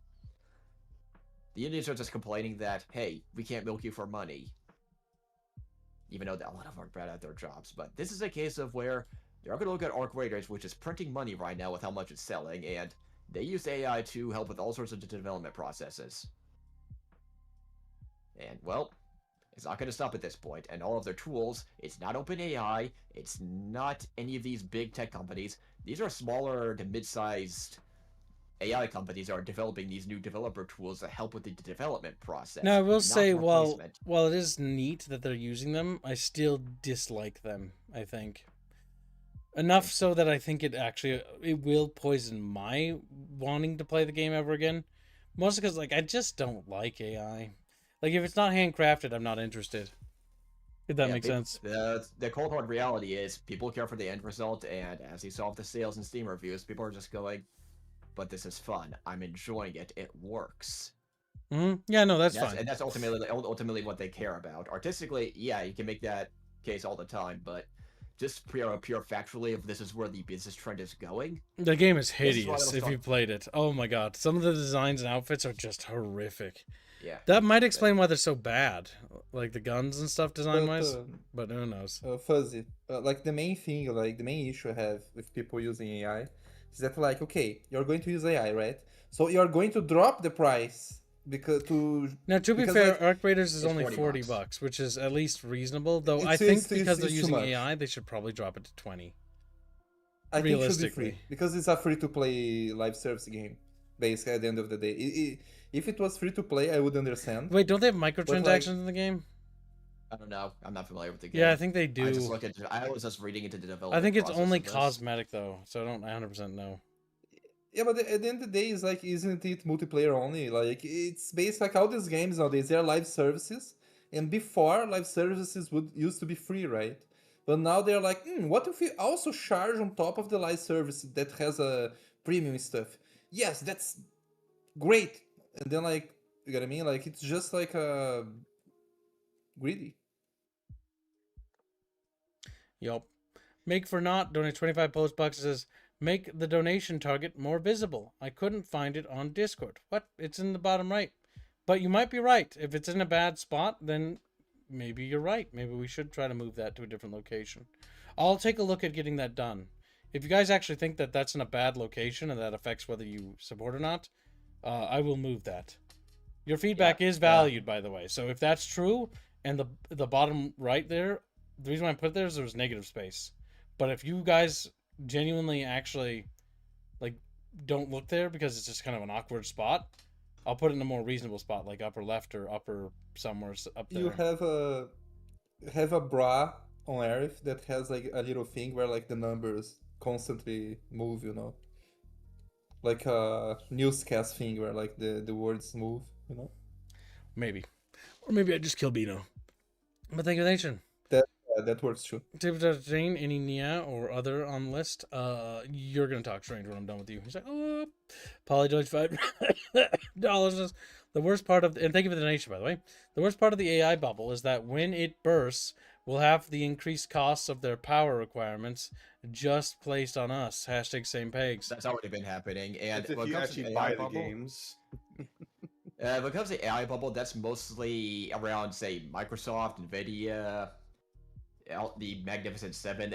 Though their balance sheets investing into OpenAI and Silicon Valley, a few select Silicon Valley AI companies. The AI sphere is actually more decentralized than you think, and you just don't see this widely reported by the mainstream media. Even the decentralized gaming media doesn't really report on all these different tools being developed. Yo. A lot of the innovations is actually not in OpenAI and the big ones. It's like it is a bubble, but it's a very specific bubble. As to the tools I'm talking about, if you go to the where is it, Meshy, that was one of my people in these AI circles sent me. That's one of the AI tools being used. Which article was this? Meshy, it's a website. Hey. Remember where you remember? Yeah, I know. There it is. I found it. This is one of the AI tools I'm talking about that I was sent when talking to my sources in the AI circles that work with these tools and develop these models. This is one of the tools they're talking about, and he said he liked this better than the one EA was doing R&D with. If you remember that whole story where they partnered with a London-based AI company for 3D model generation and 3D model generation.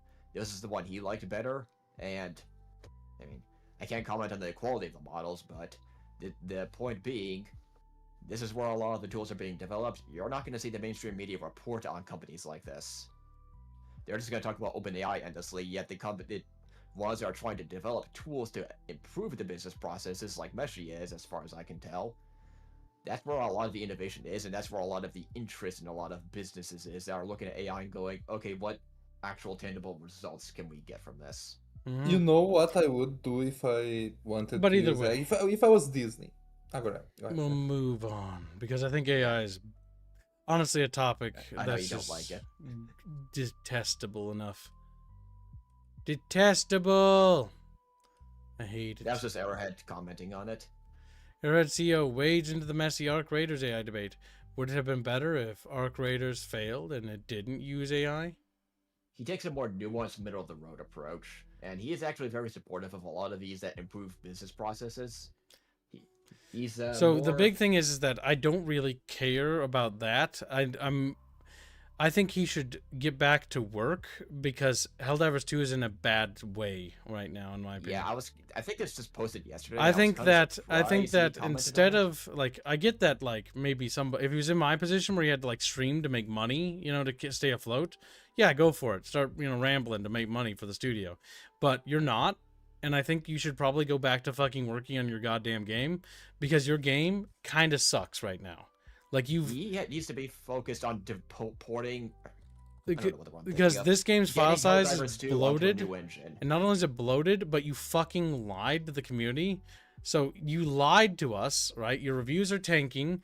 You have bigger problems than to comment on other developing things. How about you go back to fixing my game, and that is my game because I bought it, and I've got 842 fucking hours in it, and people have more than me. I know that, but like, I don't want to touch this game right now, and like, I'm annoyed because it's like, this is one of my favorite go-to games that has been like around for like almost a year and a half, and it recently stopped being my favorite go-to because they lied. They fucking did like stealth nerfing things and like do that, and I didn't want to believe it initially. At first I thought it was fear mongering, and I waited for the dust to settle, and when the dust settled I didn't like what I saw. I don't like what I saw at all. So instead of me going like, oh yeah, like yeah, okay, people were just overreacting, no, people weren't overreacting, people were right. And it annoys me because I really wish they were overreacting, but they're actually and you know right. what's the most interesting part of this for me, Kibbs? What? Remember your prediction of when that CEO went a sabbatical? I think it was you that made the prediction that there's a good chance a lot of this will go back to being bad again. I don't remember who said it. I can't remember, but I do think that that's right. Whoever, it doesn't matter who said it. I think that the reality for Pilestat taking a step down from like managing this directly has been an unmitigated disaster. Pilestat cannot work on the next game. And you cannot leave Helldivers 2 in the state it is.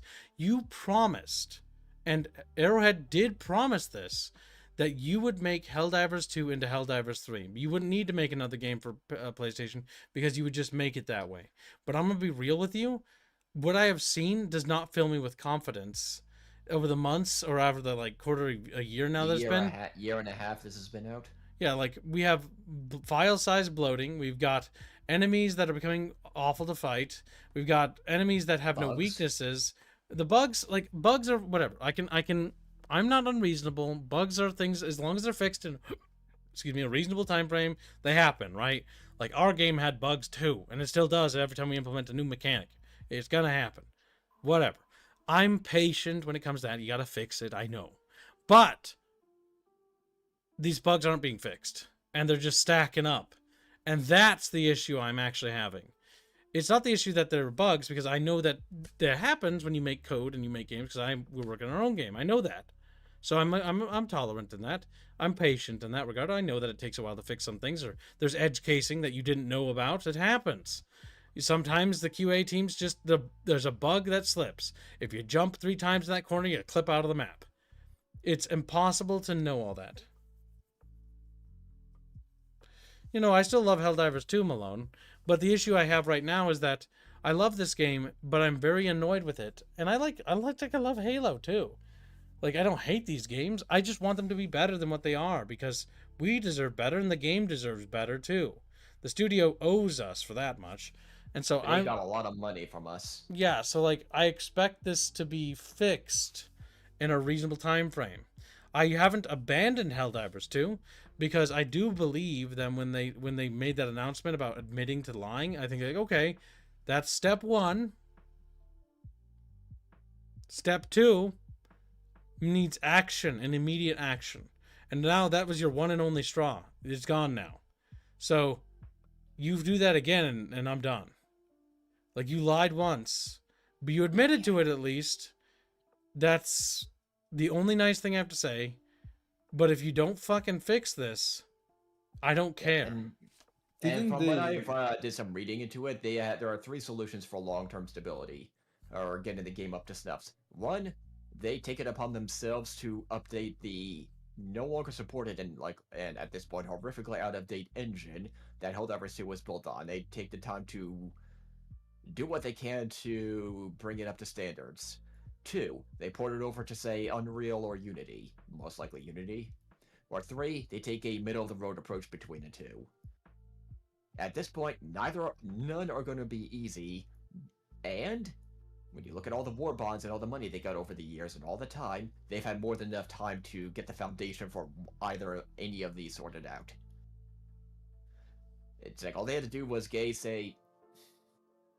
the word I'm thinking of? Yeah, a small team together, get a few engineers and technical people all going, look at all this stuff and going, okay, what's it going to take to fix it, to get a new, better foundation set up? They've had more than enough time to sort this out, and now we're just hearing talks about it. Now, I hope they've made a decision or are working towards it, but until we see results, it's like I spent, $100+ when including war bonds, $120 when you combine the base price of war bonds on this, and can you say you got your... For all the fun I've had, can you really say it's a $120 game? Still have a lot of problems. Yeah, it's one of those things where they just need to get this shit under control. They need transparency, honesty, and clarity. No more of this beating around the fucking bush kind of behavior. Honestly, I've been wanting to do a stream talking about this Helldivers thing for its own dedicated bunchcast, and it will get its own bunchcast, by the way. It may be next week, as long as no more hot turds drop on our lap. But like, fucking lord. Because I've been wanting to talk about this, and we'll go into greater detail with it. But yeah, when it comes to the Helldivers 2 situation, it's not pleasant. It's not a good situation. It's not a all is lost situation like Halo is. There's a lot more hope here, I think, to fix this than Halo. But this action must be taken, and it must be drastic. Like, it has to be done so. Otherwise, it's going to be cooked. Because this was, and still is, one of the biggest games on, like, the market. In terms of, like, the decade. Like, Arc Raiders is its own thing. But in my eyes, I just don't see it having the staying power of Helldivers 2. I could just be out of touch there. I don't know. I might just not like Arc Raiders, maybe. That much. It's a cool game. I just don't like the PvP stuff. It's a big turnoff for me. Mostly because, like, any sort of ganking PvP is just not for me. Just, nah. So that's... I make that clear so that you guys know my biases. I don't like ganking stuff. Ganking has never been my foray. But you know me, Chatfishies. You know me. Yeah. You know me. You know. But I think one of the bigger issues that Helldivers has, comparing with a similar game, in my opinion, Deep Rock, right? Because Deep Rock is also like 4-man squad, PvE only. Like, okay, they're very different games, but they're kind of similar in that regard. Is that to a lot of people it becomes repetitive, right? So what happens is that they'll never have like everyone playing always at the same time, but they have like groups of players that will rotate playing the game basically. Whenever one guy gets tired, another guy is entering the game or coming back, and I don't know, like the main issue one of the issues that they have for me in this game right now is that like because of how they made the Warbond system, when you come back, like if you want to test new weapons, either you have to pay or you have to like farm for it. And even though the farming is easy, as people say, like it's still time of your day that you have to take to farm stuff, right? So like that's why I think they should take a look into that, because I think that's going to kill the game. Even if they fix all the other issues, I still think the Warbond system is going to kill the game. Warbond system is gonna kill the game. So the issue with the Warbond system as it is that they just keep releasing more Warbonds, but not really adding any free Warbonds to like offset it. Offset. See, if they did, they really need to do the same size as the first Warbond, but free. An anniversary war bond. There needs to be a free Warbond every year, and it needs to be bigger than any individual paid Warbond. It should be like 4 like armor sets and like 4 guns, and like a gun for every category or something like that. Maybe a skin instead. Yes, they need to do something, because this is not tenable. Like every time they add another Warbond, like the Coyote one's good and it's like really fun. I like that. But like at the same time, I'm like, a part of me is like, I don't really want to. I'm kind of sick of Warbonds, is what's happening. Where's the clan station? Like, where's the clan station? Ship upgrades, Where's the vehicles, APC? yeah. Where is everything else that's actually matter? Like, I actually really don't care about getting more weapons. I would much rather you make the weapons I have fun to play with, because some of the weapons aren't fun. So please make my guns fun. And add more customization options. Can't pronounce words because I'm retarded. And like more ship upgrades, clan space stations, and so I can move around with my clan and do stuff. So we don't have to like rely on the DSS. So we can go do our own thing. But like, yeah, that's my issue.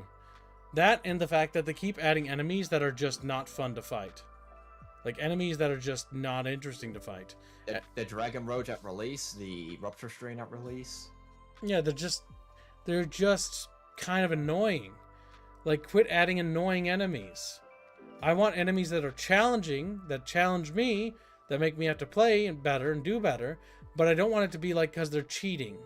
Because that's what it feels like, that they're just cheating.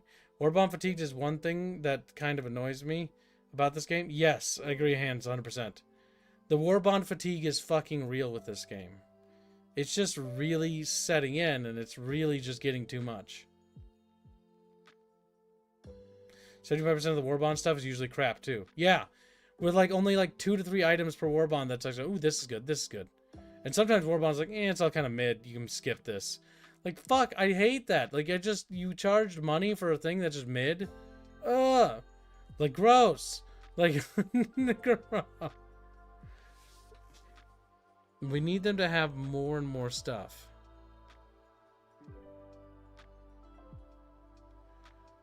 That's what we really need. And the big issue is they're not having any of that. They're busy with some other project because they want to move away from PlayStation. And what may happen is that they're just going to let the game die. Tarnish their reputation altogether. Yeah. Long term, that will cripple them. Or almost cripple them. Will we though? It's Like, Bino, listen. It's literally the same situation that happened with the end of Game of Thrones. Where they wanted to move on to Star Wars, so they just quickly shuffled off Game of Thrones. And then the Star Wars shit got canceled because they ruined their reputation.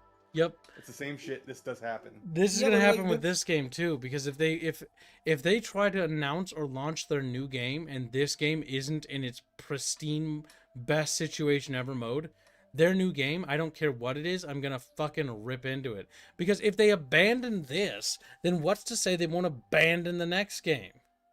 Their legacy, their entire reputation is dependent on this being good. And if this isn't good, what's to say that the next game is going to be good? Why should we put any effort into caring about any of these things if they can't even be asked to do that for their own stuff? Yeah, if you want another example of how you can't just let your reputation be tarnished like this over long-term support, Bungie, modern-day Bungie in Destiny 2, that's been an embarrassment, and they've been losing a lot of money. And then you throw a marathon on top of that? Yep, it's just not good. Personally, Warbonds don't bother me that much. Game got too repetitive for me. Mission formula got stale. Yeah, that's another problem. That's another good point. Mission variety, biome variety, they need more meat. I got 800 hours out of Helldivers 2, right? That's a lot of time. But I struggle to think if I can actually break that 1,000-hour mark because I don't know if I really want to play another 150 hours of this game. You know what I mean? Yeah, I have 371, and honestly, I have little desire to play anymore. I don't want to play it right now. I have no interest in playing it.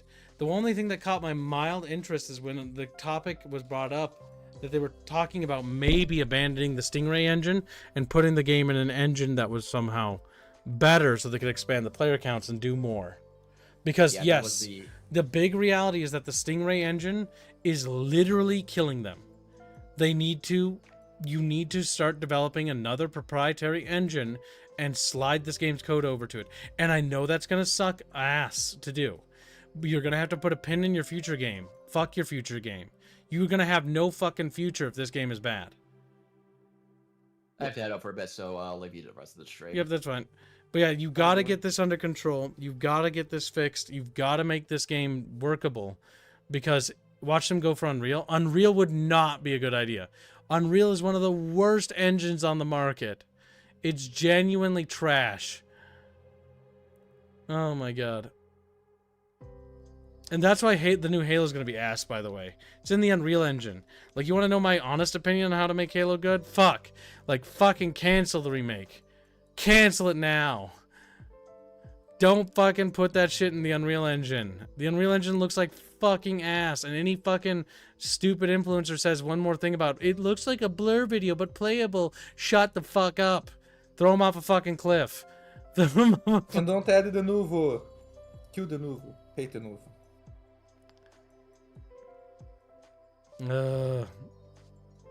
It's a shame the state of the Helldivers 2. They had a golden goose game, are just letting it slip. Yes, they are. they're unironically letting Helldivers 2 slip into trash.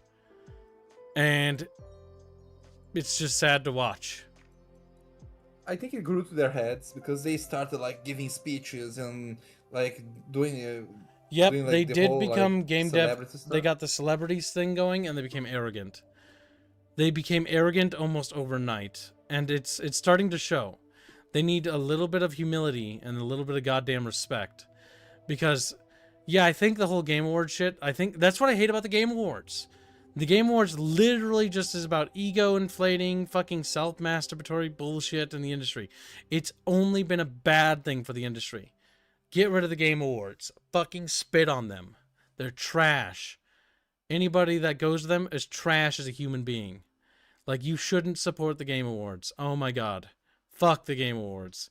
They genuinely, it's encouraging one of the worst possible fucking, like, behaviors. Fucking sycophantic, fucking narcissism, fucking nepotism, everything that's fucking terrible. And it's just like, it exacerbates that aspect. It's like, narcissism, yes, nepotism. Shuck me off and I'll shuck you off. Oh, yes. That's basically what they're doing. I hate the Game Awards. I hate it.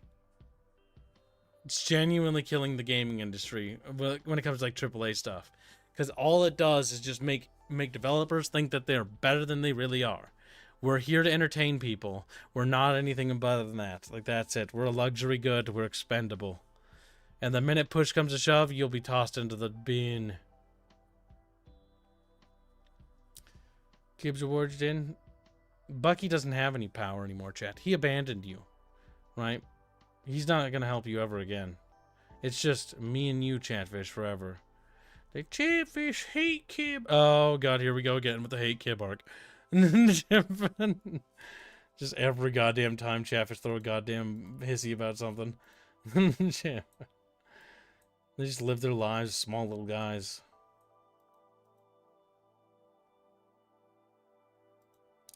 It's not going to get nominated for a Game Award. Are you shitting me? I'll be canceled before then, dude. I can't. Do you have any idea what's in my game? Do you have any?